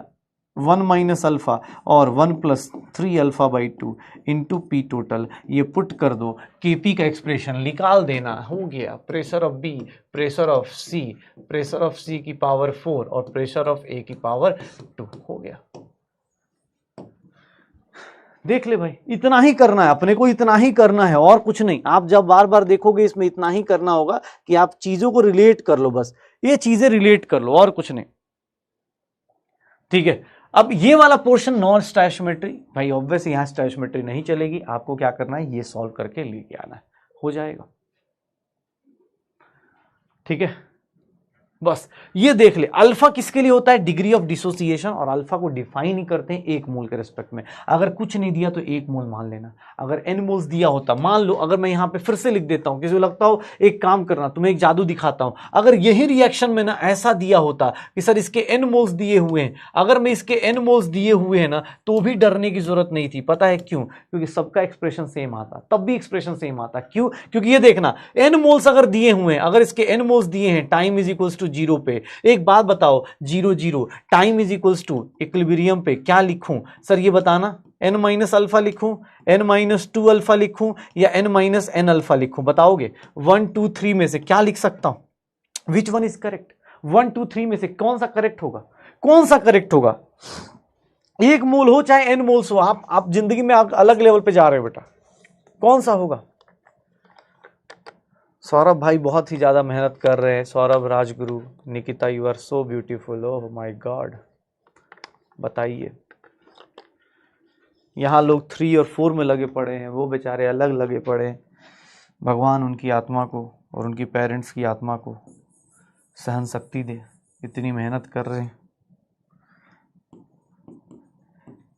ठीक है, n - n अल्फा क्यों? क्योंकि सर आपको ही पता है ये चीज स्टोइशियोमेट्री से डिसाइड नहीं हो रही। स्टोइशियोमेट्री इसके बाद लगेगी, इससे पहले नहीं लगने वाली। स्टोइशियोमेट्री इसके बाद लगने वाली है। यहां तक कोई स्टोइशियोमेट्री नहीं होती है, यहां तक कोई स्टोइशियोमेट्री नहीं लगती। स्टोइशियोमेट्री इसके बाद डिसाइड करता है कि 2 मोल से कितना बन रहा है? 1 मोल। n अल्फा रिएक्ट कर गया तो यहां कितना बन जाएगा? n alpha by 2। यहां कितना बन जाएगा? 2n अल्फा बन जाएगा। सर n टोटल निकाल दूं? n टोटल निकालने जाऊंगा, तुम्हें लगेगा अरे सर बहुत डिफिकल्ट बन जाएगा। एक जादू दिखाता हूं तुम्हें, एक जादू दिखाता हूं तुम्हें रियलाइज हो जाएगा कि सर कुछ नहीं, ये बस बेवकूफ बनाने के तरीके हैं और कुछ नहीं। ये सॉल्व करोगे इतना आ जाएगा। सर ये सॉल्व करोगे इतना आ जाएगा। और अब तुम एक काम करो, सर प्रेशर ऑफ बी लिखना, mole fraction of B into P total. तुम्हें जिंदगी में एक डर हटा दो कि 1 मोल के लिए दे चाहे n मोल्स के लिए दे, कोई फर्क नहीं पड़ेगा। ये देखना मोल फ्रैक्शन ऑफ बी कैसा आएगा? n alpha by 2 divide by n into 1 + 3 alpha by 2 into P total. ये देखना जादू, एन से एन कैंसिल हो गया। सर एक्सप्रेशन सेम आ गया क्या, जो वहां था वही एक्सप्रेशन आ गया क्या? कोई फर्क नहीं पड़ेगा, कोई फर्क नहीं पड़ेगा। आप 1 मोल के लिए एक्सप्रेशन निकालो और चाहे 2 मोल के लिए निकालो, चाहे 10 मोल के लिए निकालो, एक्सप्रेशन अल्फा के केस में हमेशा सेम आएगा। क्योंकि अल्फा में ये फायदा क्यों हो रहा है? बिकॉज अल्फा के बारे में एक चीज कॉन्फिडेंट है हम लोग कि अल्फा 1 मोल के लिए अगर 1 अल्फा है तो एन मोल्स के लिए कितना जाएगा? एन अल्फा जाएगा। निकाल दे भाई, कोई दिक्कत नहीं, अब कर ले, कोई दिक्कत नहीं, सारी कैलकुलेशन कर लियो। अरे क्वेश्चन करा दूंगा, इसका एक्सप्रेशन बताता हूं तुझे क्वेश्चन कैसे आएगा। ये एक्सप्रेशन निकाल सकते हो सब लोग, बस बेटा यही लास्ट केस है, इसके बाद इक्विलिब्रियम मिक्सचर नहीं है। अब इक्विलिब्रियम मिक्सचर के क्वेश्चंस भी अपने को मिलेंगे, लेकिन हाँ इस तरह के इक्विलिब्रियम मिक्सचर बस 1-2 एग्जांपल्स याद रखिएगा, वही एग्जांपल्स आपको बताने वाला हूं, उसी के क्वेश्चंस एग्जाम में आएंगे। चलिए जो लोग कर सकते हैं ट्राई, वो लोग मेरे साथ साथ ट्राई कर सकते हैं, वो लोग मेरे साथ साथ ट्राई कर सकते हैं। मैं इसका 1 मोल दे रहा हूं, इसका 1 मोल दे रहा हूं, इसका 0 है, टाइम इज इक्वल्स टू 0 पे, time is equals to equilibrium पे। आप मुझे रिलेशन बता सकते हैं, आप मुझे रिलेशन बता सकते हैं, इसका केपी और अल्फा का रिलेशन बता दीजिए। आप टाइम ले लीजिए, केपी और अल्फा का रिलेशन निकाल के दिखा दीजिए। बेटा एग्जाम हॉल में बस इसी का क्वेश्चन आएगा, ये क्वेश्चन और ये क्वेश्चन। जिसको रटना होगा वो रट लेगा और जिसको समझना होगा वो समझ सकता है। आप खुद से रिलेट कर सकते हैं, 1 मोल के लिए निकाल के देख लीजिए। सर यही 2 कंडीशंस हैं और कुछ नहीं है।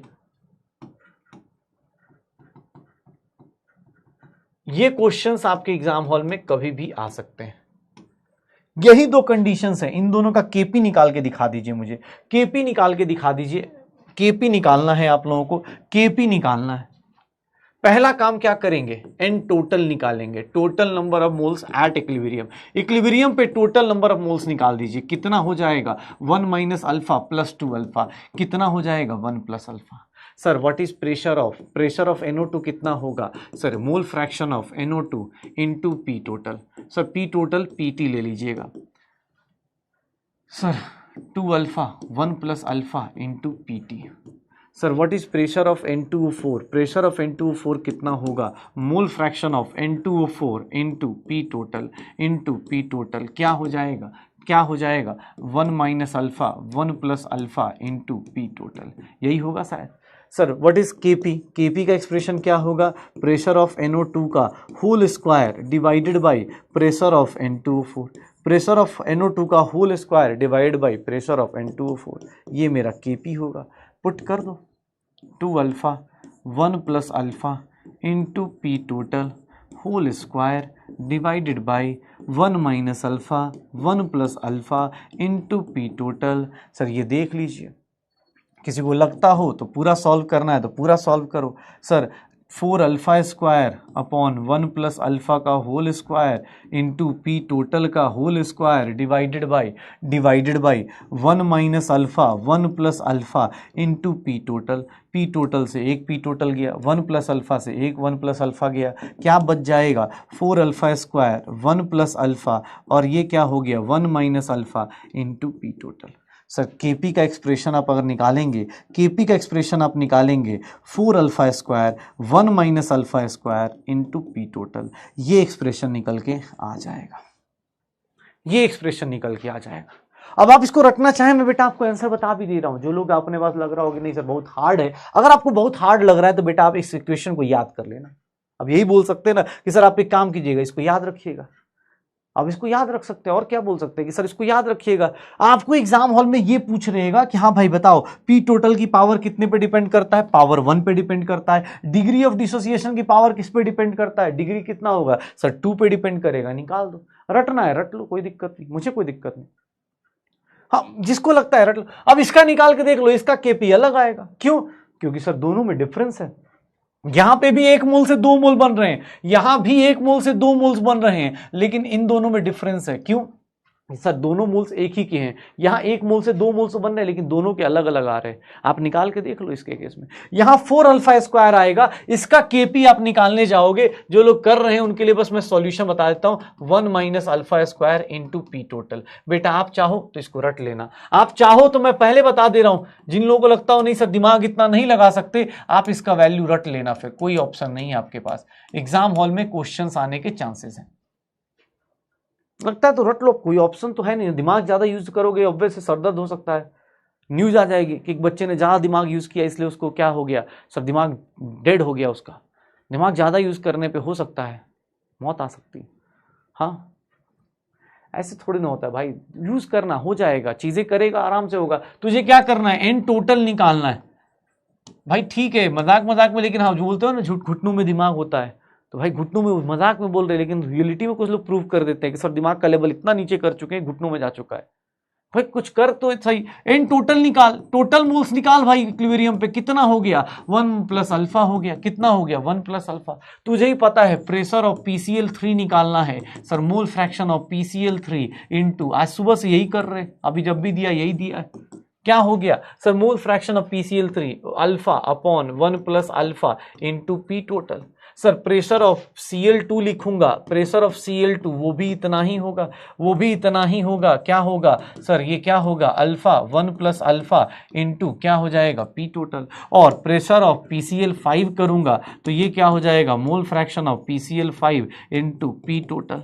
और ये कितना होगा, 1 minus alpha 1 plus alpha into P total.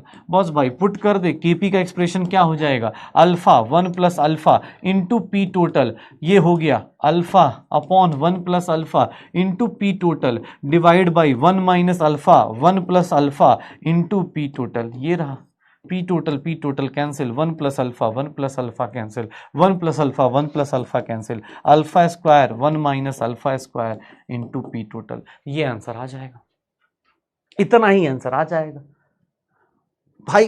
तुझे ना एग्जाम हॉल में बताता हूं इसके क्वेश्चन क्या क्या आते हैं। जिन लोग क्यों बोल रहा हूं, कुछ लोग बोले सर क्यों इसका आंसर रिजल्ट क्यों याद रखना है, इसके पीछे का रीजन बता देता हूं। एग्जाम हॉल में क्या बोलेगा, जानबूझ के ये दोनों इक्वेशन लिख देगा, बोलेगा केपी का रेशियो बता दीजिए। अगर अल्फा सेम है तो केपी का रेशियो कितना होगा, 4 टाइम्स। इन दोनों का केपी कंपेयर कर लो, फिर 4 टाइम्स हो गया।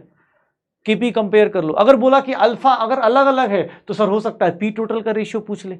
आपसे क्वेश्चंस ऐसे पूछे जाएंगे, इसीलिए मैंने बोला आपको या तो रिजल्ट याद हो जाए या फिर आपको ये डिराइव करना। जैसे मुझे ऐसा लगता है कोई बच्चा अगर रेगुलरली क्लास फॉलो कर रहा है तो उसको सारे केसेस पता है, इतने ही 6 केस में तेरे सारे क्वेश्चंस आ जाएंगे। तुझे वैल्यू दी जाएगी, अल्फा की वैल्यू कितनी दी जाएगी, 60%, 40%, 33% डाल के निकाल दियो भाई। जितना ही वैल्यू दिया जाए तुझे केस पता होना चाहिए, इस केस में ऐसे करना होता है। मुझे ये चारों केसेस देख लो, हो गया। 4:1, 2:1 रेशियो निकालने को बोले, तुझे ये केसेस पता होना चाहिए, 6 के 6 केस पता होना चाहिए, अल्फा का मीनिंग पता होना चाहिए, डिग्री ऑफ डिसोसिएशन अगर आपको पता है आप निकाल सकते हो, डिग्री ऑफ डिसोसिएशन आपको पता है आप आंसर निकाल सकते हो। तो देख लो भाई, ये क्वेश्चंस होंगे, कहीं भी क्वेश्चंस मिलेंगे ना, अगर आपको क्वेश्चंस मिलेंगे तो आप देखोगे कहां गया इसके क्वेश्चंस। अब तुझे क्वेश्चन से डरना है वो तेरी कहानी है भाई, ठीक है। अब देख ये दिया हुआ है, ये देखना ध्यान से, ये क्वेश्चन दिया हुआ है। चलो ट्राई करना चाहो एक बार ट्राई कर लो, पहले सब लोग देख लो क्या दिया है। मोल्स दिए गए हैं, कंडीशन आपको पहले ही बता दी गई है, रिएक्शन में बता देता हूं। चलो जो लोग ट्राई करना चाहते हैं, अल्फा की वैल्यू कितनी दी है, 22%। अल्फा की वैल्यू 22% पुट करनी है या 0.22 पुट करनी है, आप खुद से समझ जाना, मैं कुछ बोलूंगा नहीं, आप लिख लो। टाइम इज इक्वल्स टू क्या दिया है, यहां 2 मोल्स दिया है। अब आप इसके बारे में सॉल्व करो भाई। मैं चाहता हूं आप अपने आप से सॉल्व करके देख लो, एक बार इसको सॉल्व करके देख लो क्या होगा। सॉल्व करो, क्या होगा निकाल के सॉल्व करो, निकाल के सॉल्व करो, जल्दी निकाल के सॉल्व कर भाई, क्या आएगा।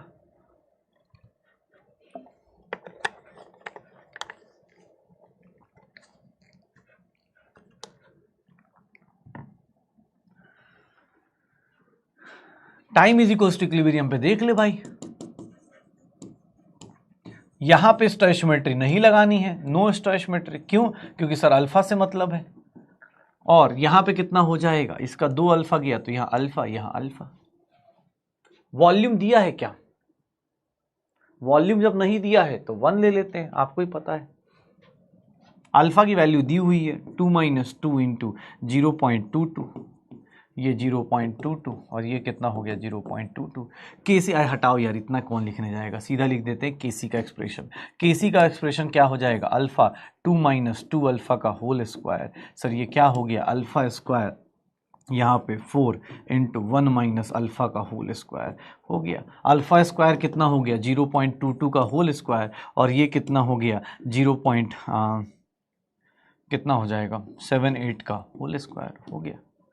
कितना आ जाएगा 22 इंटू 22, सॉल्व कर लो। 22 इंटू 22, 4 इंटू 78 इंटू 78, ये 11 टाइम्स हो गया, 11 टाइम्स हो गया, ये 39 हो गया, 39 हो गया। कितना आ गया 121, और 4 टाइम्स 39 इंटू 39। सॉल्व करेंगे जो भी आंसर आए। कितना आएगा इतना तो पता है यार, बहुत बड़ा डिफरेंस आ रहा है। 4 इंटू 39, 121, 36 एंड 146, सॉरी 156। तो यही वैल्यू काफ़ी छोटी हो गई, यही वैल्यू 1 से छोटी हो गई। 1/40, 1/40, तो 1/40 इज़ नथिंग। कितना आ जाएगा अगर मैं 1/40 कर दूंगा तो ये कितना हो जाएगा 0.02, इसके आसपास आ जाएगा। C is the correct answer. Exact answer निकालना है तो C is the correct answer, C is the correct answer. निकाल दो, आसपास का आंसर निकाल दो। इतना डिफिकल्ट क्वेश्चन दिया हुआ, आपको एग्जाम हॉल में यहां स्टोइचियोमेट्री नहीं लगानी थी। 2 - 2 अल्फा क्यों लिया, बिकॉज आपको ही पता है एक मोल का कितना होता है अल्फा, 2 मोल्स का कितना हो गया 2 - 2 अल्फा हो गया। सी आंसर आ जाएगा। बेसिक मैथ नहीं हो रहा तो फिजिक्स कैसे होगा। 2 मोल कैसे बेटा, एग्जाम हॉल में लिखा तो है 2 मोल, 2 मोल ऑफ एच आई लिखा है ना, देखना बेटा ये लिखा है 2 मोल्स ऑफ एच आई, पढ़ तो सही। 2 मोल्स ऑफ एच आई लिखा हुआ है, पुट करके निकाल दे। 2 मोल्स ऑफ एच आई निकाला हुआ है। अल्फा/2 क्यों होगा, एक बात बताओ। यहां से 2 अल्फा मोल्स गए, यहां देखो ये 2 अल्फा क्यों लगा, बिकॉज एक मोल के लिए अल्फा होता है, 2 मोल के लिए क्या हो गया 2 अल्फा। एक बात ध्यान सुनना, यहां से 2 मोल्स जाते हैं तो इसका कितना बनता है 1 मोल बनता है। यहां से 2 अल्फा गया तो 2 अल्फा/2 करोगे तो कितना हो जाएगा, अल्फा ही तो आएगा। यहां से आधा हो गया, यहां से आधा बनता है, यहां से आधा बनता है, तो 2 अल्फा का आधा अल्फा, अल्फा बन गया। डन। अल्फा/2 नहीं लेना है, 2 अल्फा लेना है, 2 अल्फा/2 करना है, हो जाएगा। अगला क्वेश्चन देख, अगला क्वेश्चन देख भाई, तेरे लिए ही है। चलो अब इस तरह क्वेश्चंस आएंगे, निकालो। ऐसा लिखा हुआ है, एक रिएक्शन दी गई है, टोटल प्रेशर दिया गया है इक्विलिब्रियम पे, डिग्री ऑफ डिसोसिएशन दिया गया है, बोल रहा है केपी की वैल्यू निकालो। इस तरह क्वेश्चन जरूर एग्जाम हॉल में आएंगे, करके देखो भाई, अच्छे क्वेश्चंस है।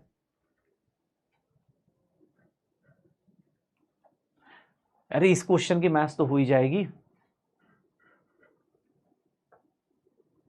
क्या होगा, इस क्वेश्चन की मैथ्स तो होनी चाहिए। ऐसे क्वेश्चंस का मैथ तो हो ही जाता है जल्दी।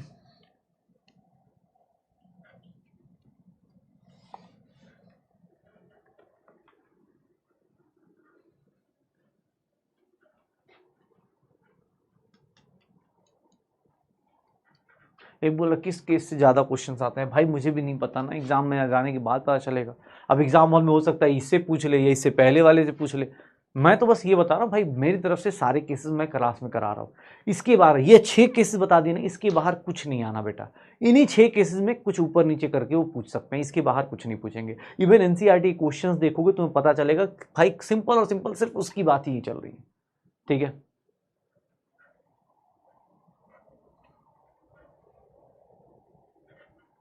क्या होगा सर, रिएक्शन लिख के देख लो। तुम्हें कोई मोल्स नहीं दिया है, जब कोई मोल्स नहीं दिया होता है तो उस केस में हम कितने मोल्स ले लेते हैं सर, जब कुछ नहीं दिया है तो वहां पे क्या ले लो, 1 मोल ले लो। 0 0 1 माइनस, सर इक्विलिब्रियम पे ये मान सकते हैं 1 माइनस अल्फा, ये क्या हो गया अल्फा अल्फा। अब एन टोटल पता है, एन टोटल कितना हो जाएगा, मैं एक्सप्रेशन लिख लूंगा बाद में निकाल दूंगा। N total 1 minus alpha, equilibrium पे एन टोटल कितना हो जाएगा सर, 1 माइनस अल्फा कितना हो गया गया, 1 प्लस अल्फा हो गया। केपी की एक्सप्रेशन निकालने जाऊंगा तो केपी का एक्सप्रेशन प्रेशर ऑफ एनओ क्या आ जाएगा, अब आपको ही पता है एनओ का प्रेशर क्या आ जाएगा, alpha 1 plus alpha into P total. Sir pressure of NO2 कितना आ जाएगा, alpha upon 1 plus alpha into P total. और प्रेशर ऑफ N2O3 कितना आ जाएगा, 1 minus alpha 1 plus alpha into P total. और चाहो तो सीधा सीधा इनको यूज करके आप केपी लिखना चाहो तो अभी आपने जस्ट थोड़ी देर पहले कुछ रिलेट किया था, केपी की वैल्यू इस केस में कैलकुलेट करोगे alpha square 1 minus alpha square into P total आ जाता है। अल्फा की वैल्यू पुट कर दो, alpha square upon alpha square, KP की वैल्यू पुट कर देना, हो गया। कितना हो गया, कितना आना शुरू हो जाएगा, कितना आ जाएगा, अल्फा स्क्वायर, हाँ P2 है ना, 2NO2 तो नहीं है, हाँ ठीक। तो अल्फा स्क्वायर पुट करके देख लो, अल्फा की वैल्यू कितनी है, डिग्री ऑफ डिसोसिएशन 0.5 है, 0.5 है तो 0.5 का स्क्वायर, 0.5 का स्क्वायर डिवाइडेड बाई 1 माइनस 0.5 का square into P total, P है, ये कितना हो गया 0.25, ये कितना हो गया 1 माइनस 0.25 इंटू पी टोटल। ये देख लो भैया 0.25 अपॉन 0.75 अपॉन पी टोटल, देख ले एग्जाम हॉल में इतना ही आसान आएगा, P/3 आंसर आ जाएगा। कितना आ जाएगा, P/3 is the correct answer, हो गया। अब आपके ऊपर है, आपको लगता है कि नहीं भाई मुझे सब पूरा, अब इसको मैंने क्यों ऐसा लिख दिया, इसके पीछे का रीजन मैंने क्लास में बताया था। अब इसको सॉल्व करके निकालना चाहते हो निकाल लो, ठीक है, सॉल्व करके निकालना चाहते हो निकाल लो भाई। अल्फा की वैल्यू, केपी की वैल्यू कितनी आ जाएगी, P/3 आ जाएगी, केपी की वैल्यू कितनी आ जाएगी, P/3 आ जाएगी। एग्जाम हॉल में ऐसे ऐसे क्वेश्चन पूछे जाएंगे। और एक सबसे खतरनाक क्वेश्चन बता देता हूँ, जो सबसे खतरनाक अगर पूछना कोई चाहेगा तो आपसे ये क्वेश्चन जरूर पूछ लेगा, जो बोल रहे ना सर आज वाला क्यों, आज वाले में न्यूमेरिकल से ज्यादा ऐसे क्वेश्चन ज्यादा पूछे जाते हैं, ऐसे क्वेश्चन ज्यादा पूछे जाएंगे। जैसे देखिए क्वेश्चन दिखाता हूँ, एग्जाम हॉल में आपसे पूछना चाहे तो ये पूछा जा सकता है।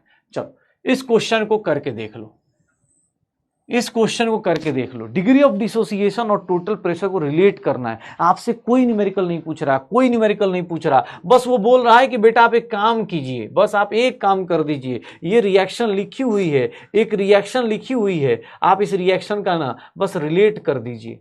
सर आपको ना एग्जाम हॉल में बस इतना ही करना होगा। आप एग्जाम हॉल में जब कुछ नहीं दिया होगा, टाइम इज इक्वल्स टू क्या लोगे, टाइम इज इक्वल्स टू 0 पे, टाइम इज इक्वल्स टू 0 पे इसका एक मोल लोगे, 0 time is equals to equilibrium पे, time is equals to equilibrium पे क्या लोगे, 1 माइनस अल्फा, यहाँ अल्फा और यहाँ क्या हो जाएगा अल्फा/2। सॉल्व करो आंसर निकाल लो, यहाँ सॉल्व करो आंसर निकाल लो। अब ये सब चीजें होंगी अपने पास,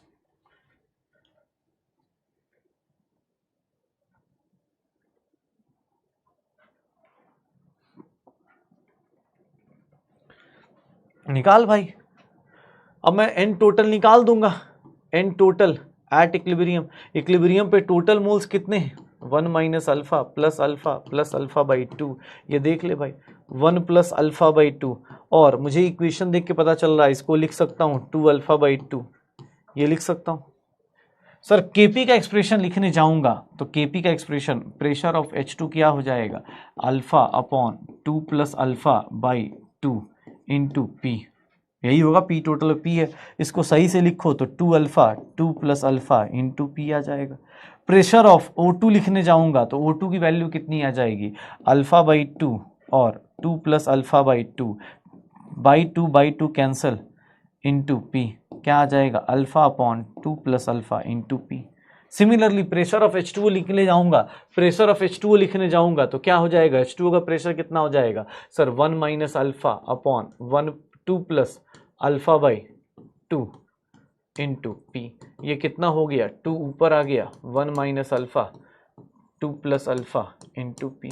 अब पुट कर दो सब कुछ, केपी का एक्सप्रेशन निकालना है। केपी का एक्सप्रेशन क्या होगा, pressure of H2, pressure of H2 कितना है 2 alpha upon 2 plus alpha into P, ये हो गया प्रेशर ऑफ H2।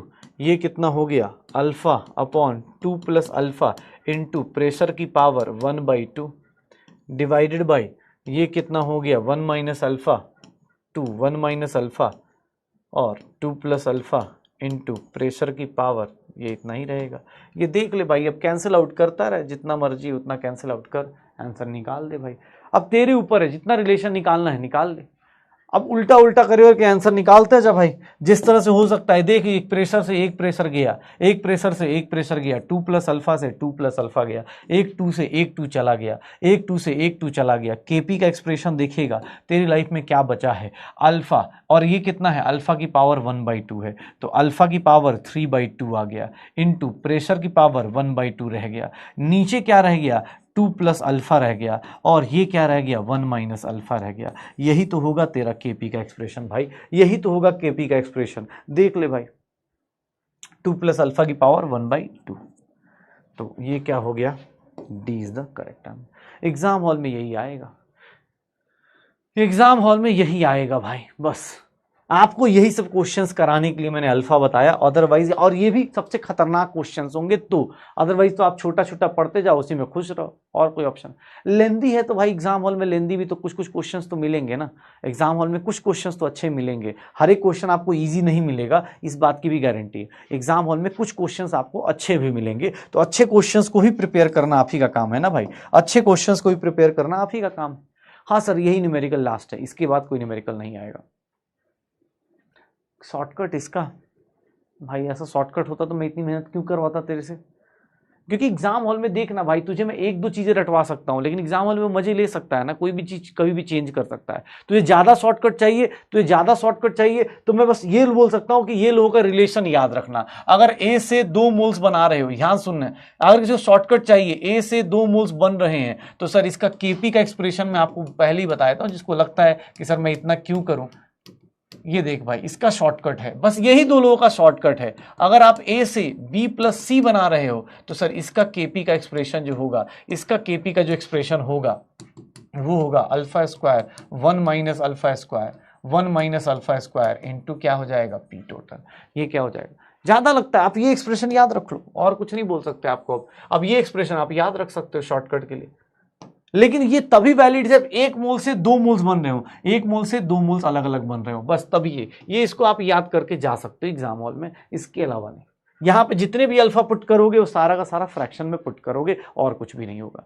तो इक्विलिब्रियम मिक्सचर के ये 6 केसेस थे, और इन 6 केसेस के ऊपर सारी कहानी हमने फिनिश कर ली है। अब जो चीजें हैं, अल्फा देखो, अल्फा डिग्री ऑफ डिसोसिएशन आपको कितना परेशान करता है। देख, जो पढ़ रहा है उसके लिए तो आसान है भाई, और मैं खुद से बताता हूँ भाई, मेरे साथ भी एक दिक्कत है। जैसे मेरे बोल रहे हैं ना कि सर ऑर्गेनिक है, ऑर्गेनिक में भी यही दिक्कत है। ऑर्गेनिक में जिसने जीओसी तक सही से सर के साथ, मतलब जो भी टीचर्स उनके साथ लगा रहा, जीओसी हाइड्रोकार्बन से, जैसे मैं पढ़ाता हूँ, मैं भी ऑब्वियस से जीओसी हाइड्रोकार्बन तक ही मेजर ऑर्गेनिक होती है, उसके बाद तो बस रिपीटिशन होती है, उसका एप्लीकेशन होता है।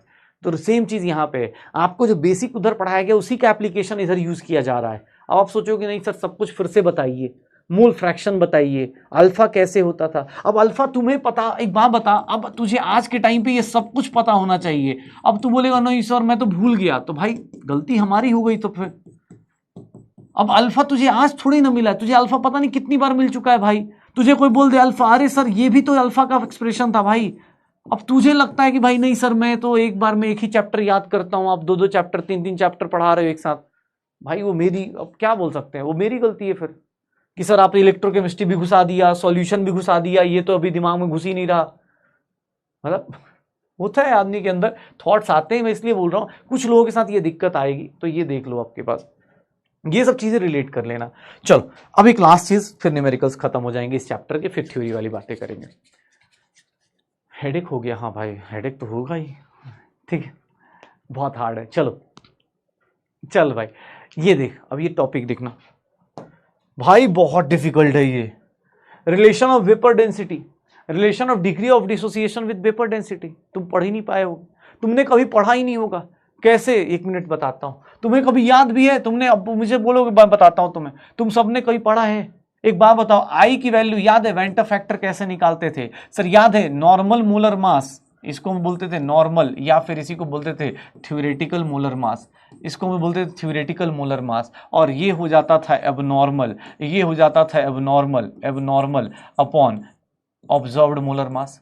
कितने लोगों को याद है ये सर? आई की वैल्यू को हम लिख सकते हैं ना, थ्योरेटिकल अपॉन ऑब्जर्व्ड लिख सकते हैं सर। अभी मैं डायरेक्ट इसका फॉर्मूला भी लिख दूंगा, तुम्हें सिर्फ फॉर्मूला याद करना है, मैं चाहूं बिना डेरिवेशन के लिख दूंगा, तुम रटते रहना उसको, लेकिन मैं बस बता रहा हूं कि अगर आप चाहोगे तो साथ साथ में हो जाएगा। कितने लोगों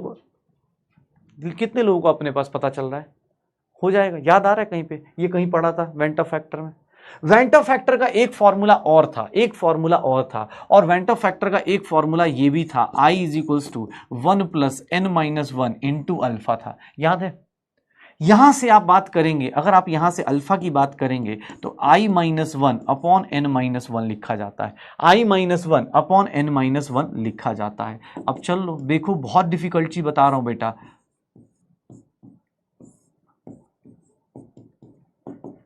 अब मैं आपको सीधा, जिन लोगों को लगता हो कि भैया मुझे याद करना है, मैं आपको याद करने के लिए भी बोल सकता हूं बेटा। मैं सिर्फ डेरिवेशन आपके लिए, जो लोग समझ रहे हैं उनके लिए करा दिया। अदरवाइज डिग्री ऑफ डिसोसिएशन को निकालने का एक तरीका यह भी होता है कि theoretical molar mass minus observed n minus 1 into क्या निकाल दें। अगर आपको लगता है आप याद कर लेना बेटा, आप डेरिवेशन को गोली मार दो, आप डेरिवेशन गोली मार दो, क्योंकि भाई ऑब्वियस है ना, डेरिवेशन के लिए दिमाग लगाना पड़ेगा। बहुत डिफिकल्ट डेरिवेशन है भाई ये कितना डिफिकल्ट डेरिवेशन है। आई की अल्फा की वैल्यू क्या हो गई, I minus 1 upon n minus 1। I की वैल्यू क्या पुट कर दी, M T upon M naught. M T क्या है, थ्योरेटिकल, एम नॉट क्या है, ऑब्जर्व। डेरिवेशन देख रहे हो कितना डिफिकल्ट है। बस एक ही चीज याद रखना, एक ही चीज याद रखना। अरे यार तुझे दिक्कत वही है ना भाई, तेरे साथ दिक्कत ये कि जैसे जो थोड़ा एवरेज पढ़ाई कर रहे हैं, जो देखो बहुत अच्छा पढ़ रहे हैं उनको तो चल रहा है, समझ में आ रहा है कि हाँ सर कहाँ से कहाँ रिलेट कर रहे हैं। जो एवरेज पढ़ाई कर रहे हैं, जिनका बैकलॉग वैकलॉग हो रखा है, वो यही याद नहीं आ रहा। अच्छा थ्योरेटिकल, अच्छा नॉर्मल, नॉर्मल को थ्योरेटिकल क्यों बोला, फॉर्मूला। एग्जाम हॉल में हो सकता है थ्योरेटिकल के बदले फॉर्मूला मास दिया हो, तो नॉर्मल का मतलब क्या होता है, फॉर्मूला, या जो थ्योरी फॉर्मूले से निकाल दिया जा सके तो निकाल ले भाई। ये देख ले अपने पास M T minus M naught. अब तुझे मैं तुझे बता देता हूं, ये देख, अब मैं यही फॉर्मूला ऐसे लिखूंगा, थ्योरेटिकल, थ्योरेटिकल मतलब फॉर्मूला। अब मैं लिख भी देता हूं, इन्हें पता चला सर कहीं एग्जाम हॉल में formula mass minus observed, observed को हम लोग बोल देते हैं एक्सपेरिमेंटल, ऑब्जर्व्ड को हम लोग बोल देते हैं experimental, divided by n minus 1 into theoretical observe, sorry. अब ये फॉर्मूले में बस एक ही दिक्कत है, एक ही दिक्कत है, n की वैल्यू याद रखिएगा। n की जो वैल्यू होती है ना, n की जो वैल्यू होती है, where n is number of moles नहीं होता, नंबर ऑफ पार्टिकल्स, ध्यान से सुनना, number of particles dissociated from 1 mole of reactant. याद रखिएगा, number of particles dissociated from 1 mole of reactant. n की वैल्यू याद रखिएगा, क्योंकि बहुत सारे लोग n की वैल्यू नंबर ऑफ मोल्स रख देते हैं, नहीं, n की वैल्यू नंबर ऑफ मोल्स नहीं होती है, ये ध्यान रखना। नंबर ऑफ मोल्स क्या होती है, ये वैल्यू, ये फॉर्मूला वैलिड नहीं होता है, not valid for, valid not valid for, ये फॉर्मूला किसके लिए वैलिड नहीं होता, not valid for n is equals to 1, n is equals to 1 के लिए वैलिड नहीं होता है। ये formula n is equals to 1 के लिए वैलिड नहीं होता है, ये ध्यान रखिएगा। ये फॉर्मूला किसके लिए वैलिड है, m थ्योरेटिकल माइनस है, ठीक है, ये देख ली, हो जाएगा। n की वैल्यू 1 के लिए वैलिड। अब कोई बोले सर नंबर ऑफ पार्टिकल्स कैसे निकाले एक मोल से, एक बात बता, अभी एक चीज निकाली थी, N2O4 2NO2 में जा रहा है, इसके लिए n की वैल्यू कितनी होगी, जल्दी बता, इसके लिए n की वैल्यू कितनी होगी, जल्दी बता, n की वैल्यू कितनी होगी,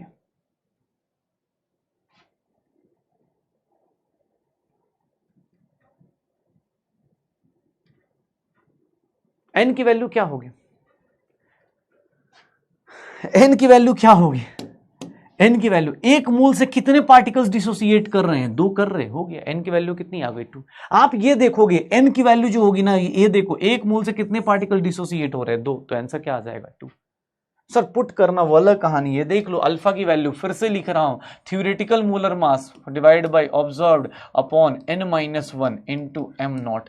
सर थ्योरेटिकल मोलर मास, आपको बार बार ये फॉर्मूला रखना है, बार बार लिखिएगा ताकि याद रहे। एक बात बता, अगर मैं बोलता हूं PCl5 है, PCl5 2 डिसोसिएट कर रहा है PCl3 प्लस Cl2 गैस में, मुझे बताओगे यहां पे n की वैल्यू क्या होगी, यहां पे n की वैल्यू क्या होगी,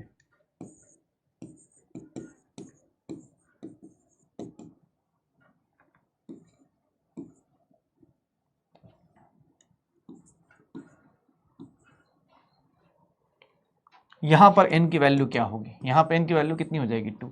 एक मोल से कितना हो रहा है, एक मोल से कितना डिसोसिएट हो रहा है 2। कैसे सर, रिएक्शन पढ़ के देख लो, एक मोल से n की वैल्यू क्या है डिसाइड कैसे करना ये ध्यान रखना। अगले वाले क्वेश्चन में देख लो, एक मोल से कितना हो रहा है, नहीं सर यहां 6 मोल से कितना हो रहा है 13। n की मोल कितने, n की वैल्यू कितनी आएगी सर, 6 मोल से 13 बन रहे हैं, तो एक मोल से कितना बनेगा 13/6 लिख सकते हैं। अरे सर 6 मोल ए डिसोसिएट होगा तो कितने पार्टिकल्स होंगे, 13 पार्टिकल्स होंगे, तो एक मोल से कितना बन जाएगा 13/6, यही करेंगे ना 13/6। अरे 6 मोल है ना, अब क्या बात कर रहा है, स्टोइचियोमेट्री भूल गया क्या। 6 मोल से इसके 4 मोल, इसके 9 मोल्स आ गए, तो सर 6 मोल से 13 पार्टिकल्स बन रहे हैं, तो एक मोल से कितना बनेगा 13/6। अरे भाई तू देखना अपने पास, अगर तुझसे किसी ने बोल दिया सर 3b है, ये 2x + 5z दे रहा है, सर यहां पे n की वैल्यू बताओ, कैसे निकालोगे, कैसे निकलेगी बताओ। आपको n की वैल्यू निकालनी है तो n की वैल्यू हमेशा एक मोल से कितना बन रहा है आप एक मोल से निकालोगे, ये नहीं कि 10 मोल से निकाल दिया, नहीं एक मोल से।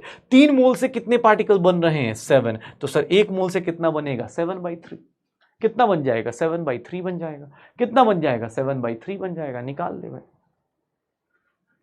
ये फॉर्मूला पुट करते टाइम बस ध्यान रखिएगा, थ्योरेटिकल मोलर मास। अच्छा अब किसने बोला सर वेपर डेंसिटी क्या होती है, याद करो वेपर डेंसिटी क्या पढ़ा था, मोलर मास अपॉन 2 पढ़ा था क्या। सब देखिएगा, थ्योरेटिकल वेपर डेंसिटी क्या होगी, इसको कैपिटल डी से लिख देता हूं, तो molar mass theoretical divide by 2 हो जाएगा। सर ऑब्जर्व वेपर डेंसिटी क्या होगी, याद रखिएगा क्वेश्चन में कभी भी थ्योरेटिकल नहीं दिया होता, क्यों, क्योंकि सबको फॉर्मूला पता होता है। तो सब लोग क्या चाहते हैं, वो आपसे चाहते हैं कि भैया आप छोटी छोटी चीजें खुद से रिवाइज करके बैठिए, आप खुद से रिवाइज करके बैठ जाइए। ये देख लो मोलर मास बाई 2, एक बात बताओ ये क्या है, फॉर्मूला का मास डिवाइड बाई 2, ये ऑब्जर्व, ये वाली वैल्यूज आपको दी जाती हैं एग्जाम हॉल में, थ्योरेटिकल की वैल्यूज नहीं दी जाएंगी। जैसे NaCl है, NaCl का मोलर मास थ्योरेटिकल क्यों दूंगा भाई मैं, NaCl का थ्योरेटिकल मोलर मास क्यों दूंगा, वो तो आप फॉर्मूले से निकाल ही लोगे ना। थ्योरेटिकल वेपर डेंसिटी क्यों दूंगा, आप फॉर्मूले से निकाल लो। लेकिन हाँ अल्फा की वैल्यू पुट करोगे, एक बात बताओ सर यहां पे क्या पुट कर दूं, सर यहां पे mt के बदले क्या पुट कर दूं, 2d पुट कर दूं, माइनस स्मॉल 2d पुट कर दूं, n-1, ये क्या हो गया, m0 की वैल्यू कितनी पुट कर दूं, 2d पुट कर दूं। सर ये देख लो,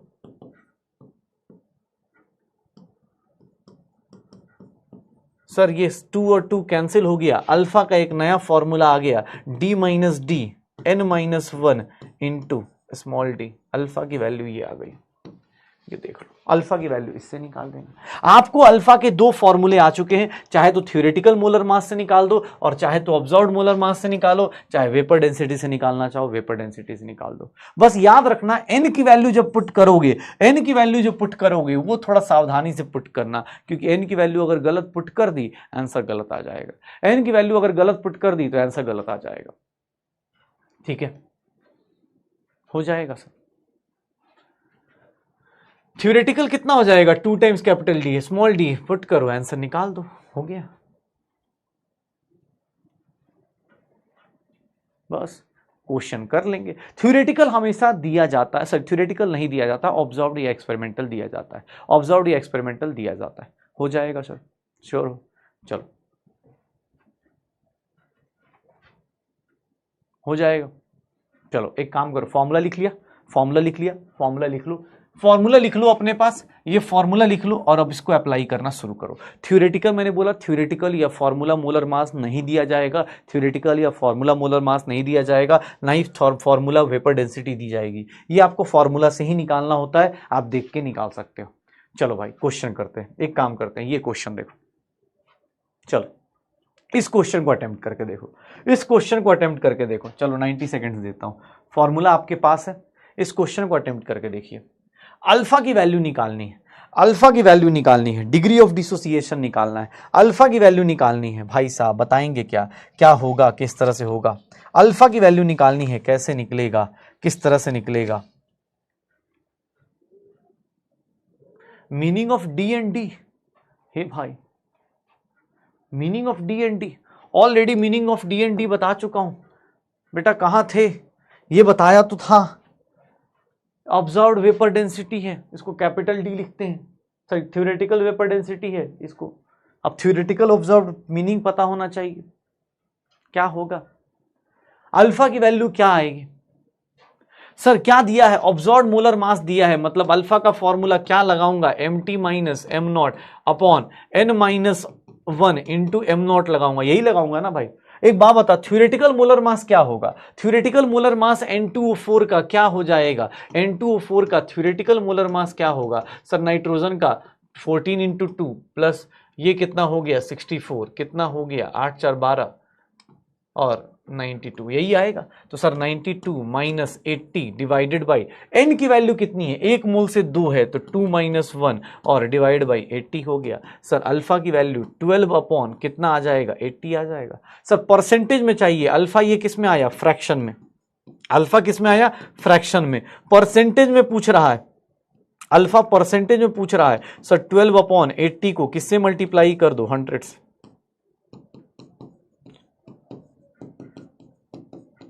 कितना आ जाएगा 15% आ जाएगा, कितना आ जाएगा, अल्फा की वैल्यू कितनी आ जाएगी 15% आ जाएगी, अल्फा की वैल्यू कितनी आ जाएगी 15% आ जाएगी, निकाल दो। थ्योरेटिकल मोलर मास अपॉन, अब क्वेश्चन में सर वेपर डेंसिटी का फॉर्मूला पुट करना है या अपने पास थ्योरेटिकल मोलर मास का पुट करना है, वो आपको क्वेश्चन देख के डिसाइड करना पड़ेगा। ऑब्जर्व्ड मोलर मास दिया हुआ है, सर आप क्या निकालेंगे, अल्फा की वैल्यू ऐसे निकाल दीजिए, ठीक है, अल्फा की वैल्यू ऐसे निकाल दीजिए, क्या आंसर आएगा sir, B is the correct answer, B is the correct answer. देख लो 50% जनता आसपास चल रही है। अगला क्वेश्चन देखना, अगला क्वेश्चन देख लीजिए, बार बार ऐसे लिख दिया हूं, ऐसे ये रिएक्शन अब पता होती है, एग्जाम हॉल में रिएक्शन नहीं दिया होगा लेकिन आपको रिएक्शंस पता होती हैं। चलो इस क्वेश्चन को निकालो, इस क्वेश्चन को निकालो, जो वेपर डेंसिटी दी गई है वो ऑब्जर्व दी गई है, जो वेपर डेंसिटी दी गई है वो ऑब्जर्व दी गई है, जो भी वेपर डेंसिटी दी गई है वो ऑब्जर्व वेपर डेंसिटी दी गई है, तो ये ध्यान रखिएगा, जो वेपर डेंसिटी दी गई है वो ऑब्जर्व दी गई है, निकालो।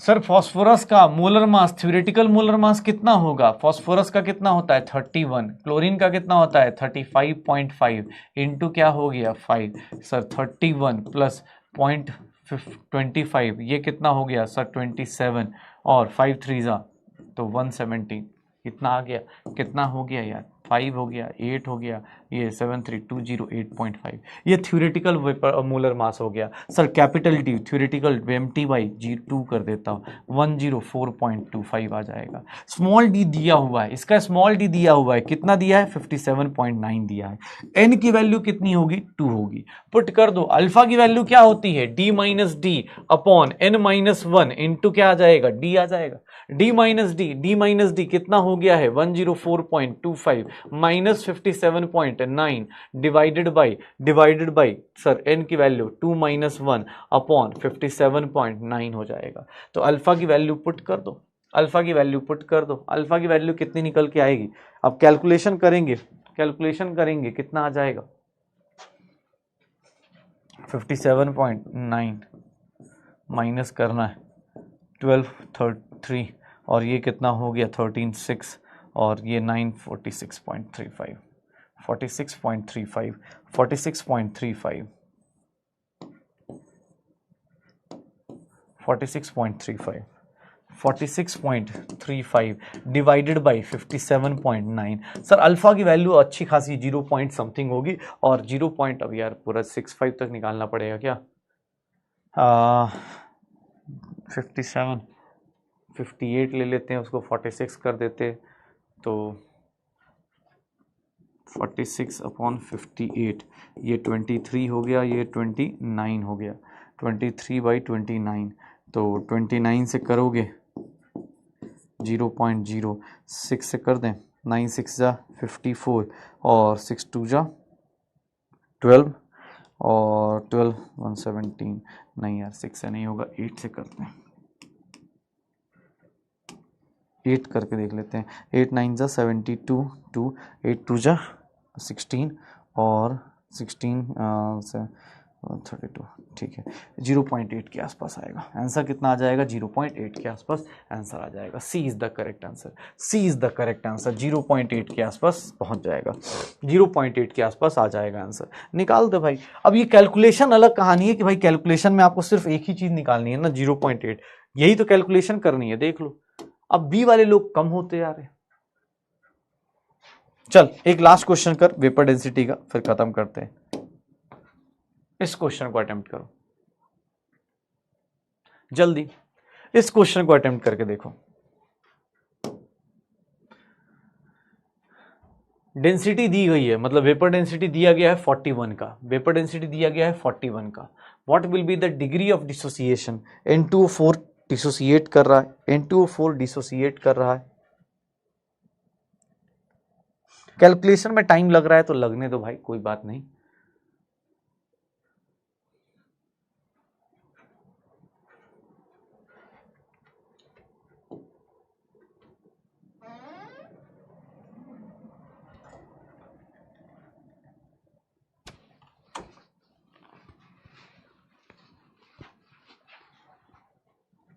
Sir vapour density theoretical molar mass कितना होगा N2O4 का? अभी आपने कैलकुलेट किया था 92 होता है। कैपिटल डी कितना हो गया? 92/2 कितना हो गया? 46। स्मॉल डी कितना दिया है क्वेश्चन में? 41 दिया है। डिग्री ऑफ डिसोसिएशन निकालना है। डिग्री ऑफ डिसोसिएशन इस केस में n की वैल्यू कितनी है? 2 है, तो d minus D upon n minus 1 into क्या हो गया? d। पुट करो। सर कितना हो गया? थ्योरेटिकल निकाला जाता है भाई, कहीं भी एग्जाम हॉल में दिया नहीं जाएगा। 46 माइनस 41 डिवाइड बाई क्या हो गया? 1 इंटू डी। डी की वैल्यू कितनी है? डी की वैल्यू 41 है, तो ये कितना हो गया? 5/41, 1/8 के आसपास चल रहा है। 1/8 मतलब क्या हो गया? 12 पॉइंट समथिंग आना शुरू होगा। अल्फा की वैल्यू क्या हो जाएगी? परसेंटेज में निकालना है तो 5/41 इंटू क्या कर दें? 100, 500/41, तो ये वैल्यू कितनी आ जाएगी? 12 पॉइंट समथिंग आनी शुरू हो जाएगी। क्या आंसर आ जाएगा? C is the correct answer. C is the correct answer. C is the correct answer. C is the correct answer. Very good. C is the correct answer. हो गया।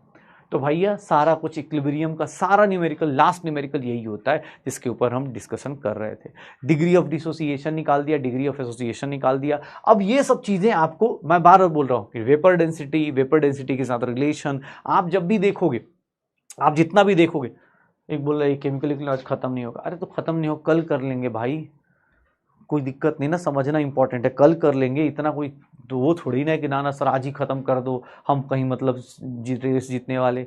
टाइम आ जाएगा, कर लेंगे, ठीक है भाई। सीधी सी बात है, जितना आप alpha, degree of dissociation, alpha, इन सब की बातें करोगे उतना ज़्यादा आपको सोचना भी है उसके ऊपर ना कि यार ये चीज़ें मुझे मिलेंगी, ठीक है। हाँ एक बात बता, मुझे किसने बोला? सर अल्फा का मीनिंग मुझे क्लियर हो गया।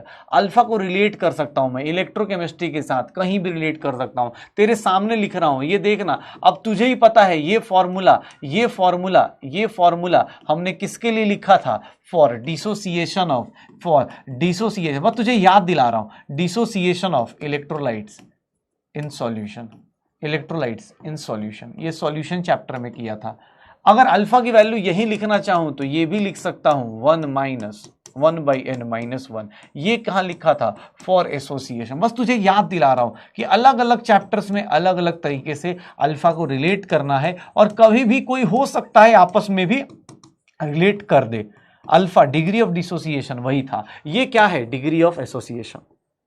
डिग्री ऑफ एसोसिएशन, यहां पे एसोसिएशन होता था, यहां पे डिग्री ऑफ डिसोसिएशन था। ये डिग्री ऑफ डिसोसिएशन है, डिग्री ऑफ डिसोसिएशन है।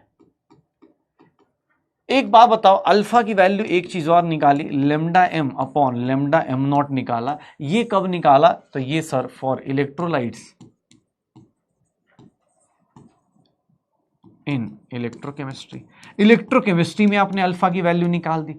सर इलेक्ट्रोकेमिस्ट्री में आपने अल्फा की वैल्यू ऐसे निकाल दी। और सर अगर मैं बोलूं कि अल्फा की वैल्यू और क्या होती थी, तो यहाँ पे अल्फा की वैल्यू आज एक चीज निकाली, theoretical molar mass minus observed molar mass n-1 into observed, या फिर इसको बोल सकते हैं d minus D n-1 into D. ये मेरे पास फॉर्मूला आ गया, ये मेरे पास फॉर्मूला आ गया कि सर डिसोसिएशन के केस में for dissociation in chemical equilibrium, अगर इक्विलिब्रियम में डिसोसिएशन करोगे तो भैया ये फॉर्मूला लगा देंगे ये केमिकल इक्विलिब्रियम में।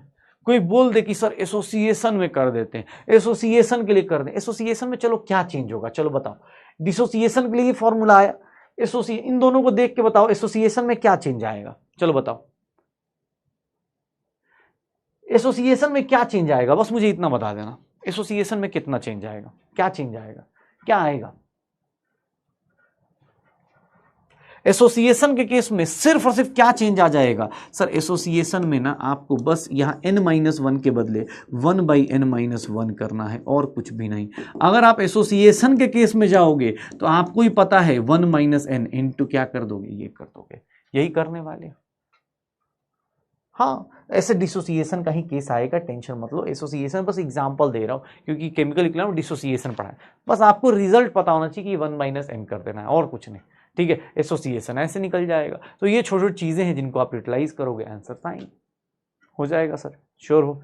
चलो ये मुझे पता चल गया degree of dissociation, degree of association. आज मेरे पास केमिकल इक्विलिब्रियम का इक्विलिब्रियम मिक्सचर के सारे केसेस, अल्फा के साथ साथ डिग्री ऑफ डिसोसिएशन का, वेपर डेंसिटी के साथ रिलेशन, थ्योरेटिकल मोलर मास के साथ रिलेशन, ये सब कुछ कर लिया। अब मुझसे किसने बोल दिया कि सर आपने एक बात बोली थी शुरुआत में कि इक्विलिब्रियम अच्छी चीज नहीं होती। देखो केमिस्ट्री को पढ़ने का एक तरीका है कि पहले पढ़ते हैं फिर उसको डिस्टर्ब भी कर देंगे, पहले पढ़ेंगे फिर डिस्टर्ब भी कर देंगे, और उसी पढ़ाई को डिस्टर्ब कैसे करते हैं, किस तरह की चीजें करते हैं, तो वो चीजें अभी थोड़ी देर में डिस्कस करते हैं।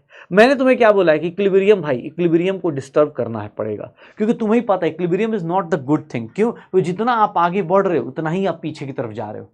इक्विलिब्रियम यही तो हो रहा है। जैसे मैं तुमसे बोलूं इक्विलिब्रियम, अरे भाई एक बात बता, मैं बोल रहा हूं सर 2 पेज में आगे पढ़ता हूं और 2 पीछे भूल जाता हूं, कोई लॉजिक तो नहीं बनता, ऑब्वियस सक्सीड तो नहीं कर पाऊंगा ना, ऐसा चीज थोड़ी ना लेके आऊंगा। रिएक्शन में भी यही होता है, ये रिएक्शन में भी यही होता है भाई कि सर जहां से आपको बोला जाए कि सर इक्विलिब्रियम में देखो 2 चीजें होती है, इक्विलिब्रियम अलग चीज है, इक्विलिब्रियम कांस्टेंट अलग चीज है, दोनों को मिक्स मत कर देना। क्योंकि बहुत सारे लोगों को लगता है कि सर आप तो बोल रहे थे इक्विलिब्रियम कांस्टेंट, ये देखना इक्विलिब्रियम कांस्टेंट किसी रिएक्शन की बात करें, फॉर एनी रिएक्शन, अगर किसी रिएक्शन में बात करें तो ये किस पे डिपेंड करता है, डिपेंड्स ओनली ऑन टेम्परेचर, सिर्फ और सिर्फ टेम्परेचर पे चेंज करेगा sir. No effect of concentration, volume, pressure, इन सब का कोई इफेक्ट नहीं होने वाला है इसके केस में। लेकिन ये इक्विलिब्रियम कांस्टेंट है, ये क्वांटिटी है जो डिफाइन होती है इक्विलिब्रियम पे, इसके बारे में ये बात बोली है। Equilibrium can be affected by, equilibrium condition जो होगी इसकी, इक्विलिब्रियम जो कंडीशन होती है, जो स्टेज ऑफ रिएक्शन है, equilibrium can be affected by.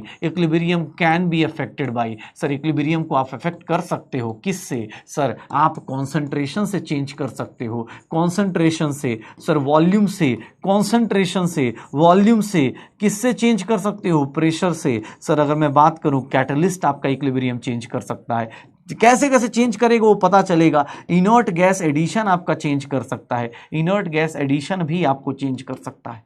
तो ये याद रखिएगा, इक्विलिब्रियम अपने पास चेंज हो सकता है, इक्विलिब्रियम को आप अफेक्ट कर सकते हो सकता है रिएक्शन को तेज कर दो, फॉरवर्ड बैकवर्ड ऐसे फ्लक्चुएट करा दो, equilibrium can be affected but equilibrium constant can not be affected, याद रखिएगा। क्योंकि ये दोनों लोग बार बार क्या करते हैं, हम लोग कंफ्यूजन में आके आंसर टिक मार देते हैं। नहीं सर, इक्विलिब्रियम कांस्टेंट एक वैल्यू है जो डिफाइंड है, उसकी वैल्यू चेंज नहीं करती है। हाँ इक्विलिब्रियम चेंज कर सकते हैं, ये कोई दिक्कत नहीं आएगी, इक्विलिब्रियम में चेंजेस आ सकते हैं अगर आप इनको चेंज करोगे तो। अब इक्विलिब्रियम में चेंजेस कैसे आएंगे, तो इसी के लिए हम लोग क्या पढ़ते हैं, फैक्टर्स अफेक्टिंग इक्विलिब्रियम, और फैक्टर्स अफेक्टिंग इक्विलिब्रियम कौन बताता है, तो एक साइंटिस्ट थे जिनका नाम था ली चार्टलियर्स प्रिंसिपल। नाम से ऐसे चार्टलियर्स मतलब ले भाई, ठीक है, नाम ऐसे अब इंडिया में होता तो इसका नाम कुछ और ही बना देते हम लोग, ठीक है ना, कि ले चार्टलियर्स प्रिंसिपल, ठीक है ना, ले चैट लायर्स, अच्छा हाँ, चैट में जो लाई, चैट लायर्स, हाँ ये भी हो सकता है। ठीक है, जो चैट में यहाँ पे चल रहा है, कोई पूछ रहा है तुम किस, अब इसके बाद किस क्लास में जाओगे, हम वही मिलेंगे तुम्हें। ठीक है, तो ले चैट लियर्स प्रिंसिपल ये क्या बोलता है, ये सिर्फ एक दो बातें बनना है। ये क्या बोलना चाह रहा है कि अगर आप किसी सिस्टम में, कोई भी सिस्टम में चेंज करना चाहेंगे, इक्विलिब्रियम पे अगर आप कोई चेंज करना चाहेंगे, अगर इक्विलिब्रियम में अगर आप कोई चेंज करना चाहेंगे, तो रिएक्शन अपने आप को उसके अपोजिट डायरेक्शन में चेंज कर लेता है। क्योंकि तुम्हें ही पता है, तुम सब लोग फिजिक्स पढ़ते हो, तुमने फिजिक्स में एक चीज पढ़ी होगी, moment of inertia, sorry inertia पढ़ा होगा, लॉ ऑफ इनर्सिया पढ़ा होगा, न्यूटन्स का फर्स्ट लॉ। न्यूटन्स का फर्स्ट लॉ क्या बोलता है कि सर आप जिस पोजीशन में है ना, उसी पोजीशन में रहना चाहते हैं। जब तक आपके ऊपर एक्सटर्नल फोर्स ना लगाया जाए तो आप हमेशा उसी पोजीशन में रहना चाहते हैं। अगर आपके ऊपर फोर्स लगाया गया तो आप उसका अपोज करते हैं, यही होता है ना शायद, नॉर्मल लैंग्वेज में बात करें तो। यहाँ पे भी ली चैटलियर्स ने उसी चीज का, उसी लॉ को उठा के केमिस्ट्री में लगा दिया। उसने क्या बोला कि भैया कुछ नहीं, इक्विलिब्रियम को आप इक्विलिब्रियम को डिस्टर्ब नहीं कर सकते। अगर आप डिस्टर्ब करोगे, मान लो आपने कोई चीज ऊपर नीचे करी, तो मैं उसका अपोज करूंगा सो दैट कि इक्विलिब्रियम मेंटेन रहे। जैसे तुम अपने घर में होता है इक्विलिब्रियम, पता है कहाँ होता है हमारी लाइफ में, जैसे हम डे ड्रीमिंग कर रहे होते हैं, एकदम तगड़ा ड्रीमिंग चल रहा होता है कि यार अगले साल ये वाला कॉलेज, लाइफ सेटल, फिर मैं ऐसे करूंगा वैसे करूंगा, पैसे होंगे, यूट्यूब खोलूंगा, यूट्यूब पे मोटिवेशन वीडियो डालूंगा, ऐसे पढ़ाई करो वैसे पढ़ाई करो, फिर व्यू कहाँ से आएंगे, तो हम एक दूसरे का व्यू बढ़ाएंगे, ऐसे करके मतलब दिमाग में आगे पैसे आएंगे, फिर मैं ऐसा करूंगा। डे ड्रीमिंग कर रहे हो, किताब खुली हुई है, डे ड्रीमिंग चल रही है, शानदार ड्रीमिंग चल रही है, फिर मम्मी पापा कोई आ जाता है और वो तुम्हें डिस्टर्ब कर देता है। तुम क्या चाहते हो, जल्दी से जल्दी ये लोग चले जाएं ताकि फिर से इक्विलिब्रियम आ जाए। पढ़ाई हो नहीं रही है, इक्विलिब्रियम मतलब इक्विलिब्रियम अच्छी कंडीशन नहीं होती, क्योंकि उसमें कुछ प्रोडक्टिव निकलता नहीं है। आपको ही पता है, डे ड्रीमिंग चाहे जितनी कर लो, पढ़ाई करोगे तभी सिलेक्शन होगा। ठीक है, रियल लाइफ यही बोलती है। अब सोचने को तो मैं ये सोच लूँ कि हाँ भाई क्या शानदार, मतलब एम्स दिल्ली जाऊंगा, एम्स दिल्ली में 5,000 में पूरे साल भर पढ़ूंगा, इतना इंजॉय करूंगा, ये करूंगा वो करूंगा, करते रहो, कोई फर्क तो होगा नहीं। ठीक है, हाँ मतलब ब्लॉग बनाऊंगा, ये करूंगा, गुड मॉर्निंग गाइज करता रहूंगा। ठीक है, जो भी करना है, बस ली चैटलियर्स ने भी उसी प्रिंसिपल का यूज करा। उसने बोला भाई साहब सुनो, अगर आप रिएक्शन में कुछ भी चेंज करने जाओगे ना, तो रिएक्शन उसका अपोज करेगा, क्योंकि वो अपने इक्विलिब्रियम फेज में है। अगर आप, सिंपल सी चीज है, देखना ध्यान से, अब यहीं से अपने पास रिएक्शन में, जैसे मान लो ये रिएक्टेंट है, देखना ध्यान से और सोचना, तुमने किसने बोल दिया कि सर रिएक्टेंट है और यहां प्रोडक्ट है, ये मेरा इक्विलिब्रियम में आराम से सेटल था, सब कुछ सेटलमेंट हो रखा है, जितना जल्दी हो सकता है सेटलमेंट हो रखा है। अब इक्विलिब्रियम पे क्या हुआ, time is equals to equilibrium पे इसकी कुछ कॉन्सेंट्रेशन होगी, मान लो इसकी कॉन्सेंट्रेशन 10 है और इसकी कॉन्सेंट्रेशन 4 है।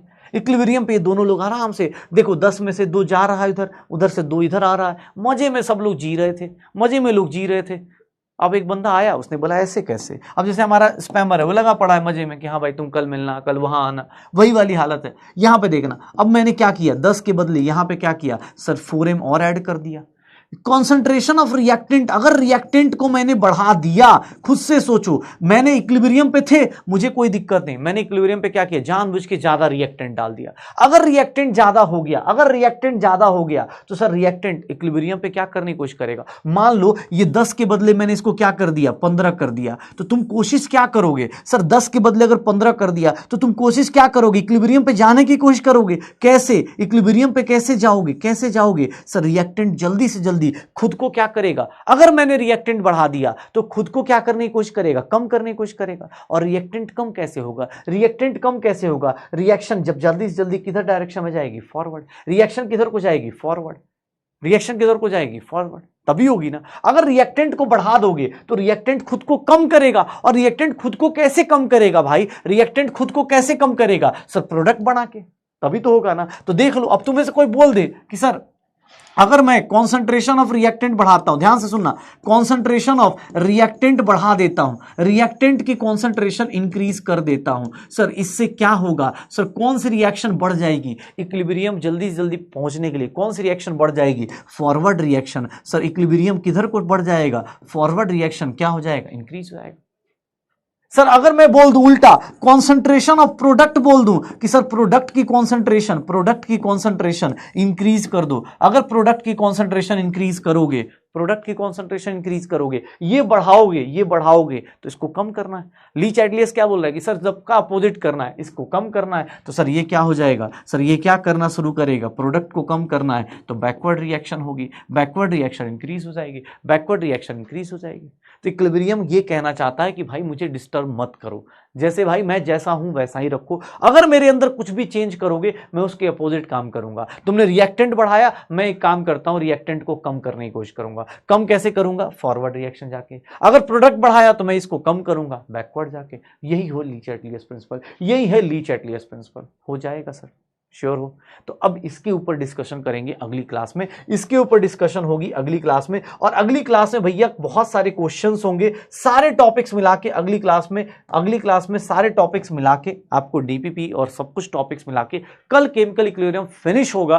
कल केमिकल इक्विलिब्रियम शोर शराबे के साथ, और होता है ना कि सब कुछ लेके फिनिश किया जाएगा। और कल केमिकल इक्विलिब्रियम जब फिनिश होगा तो मैं चाहता हूं मेरे साथ साथ आप भी फिनिश कर लो, क्योंकि कल का टॉपिक इजी है, लेकिन उसके साथ मैं क्या लेके आना हूं, कल का केबीडी बहुत ज्यादा इंपॉर्टेंट होगा। क्योंकि कल के केबीडी में सारे क्वेश्चंस होंगे जो इक्विलिब्रियम के एनसीईआरटी के भी हैं, जो इक्विलिब्रियम के अच्छे टॉपिक्स हैं, उन सब के क्वेश्चंस मिलेंगे कल।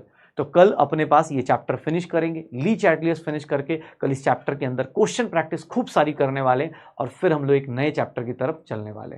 ठीक है, फिर हम लोग नए चैप्टर की तरफ मूव कर जाएंगे। और नया चैप्टर भी इसी का जुड़वा भाई है जिसका नाम है आयनिक इक्विलिब्रियम, इसी का जुड़वा भाई है जिसका नाम है आयनिक इक्विलिब्रियम। ओके, तो चलो मिलते हैं अगली क्लास में।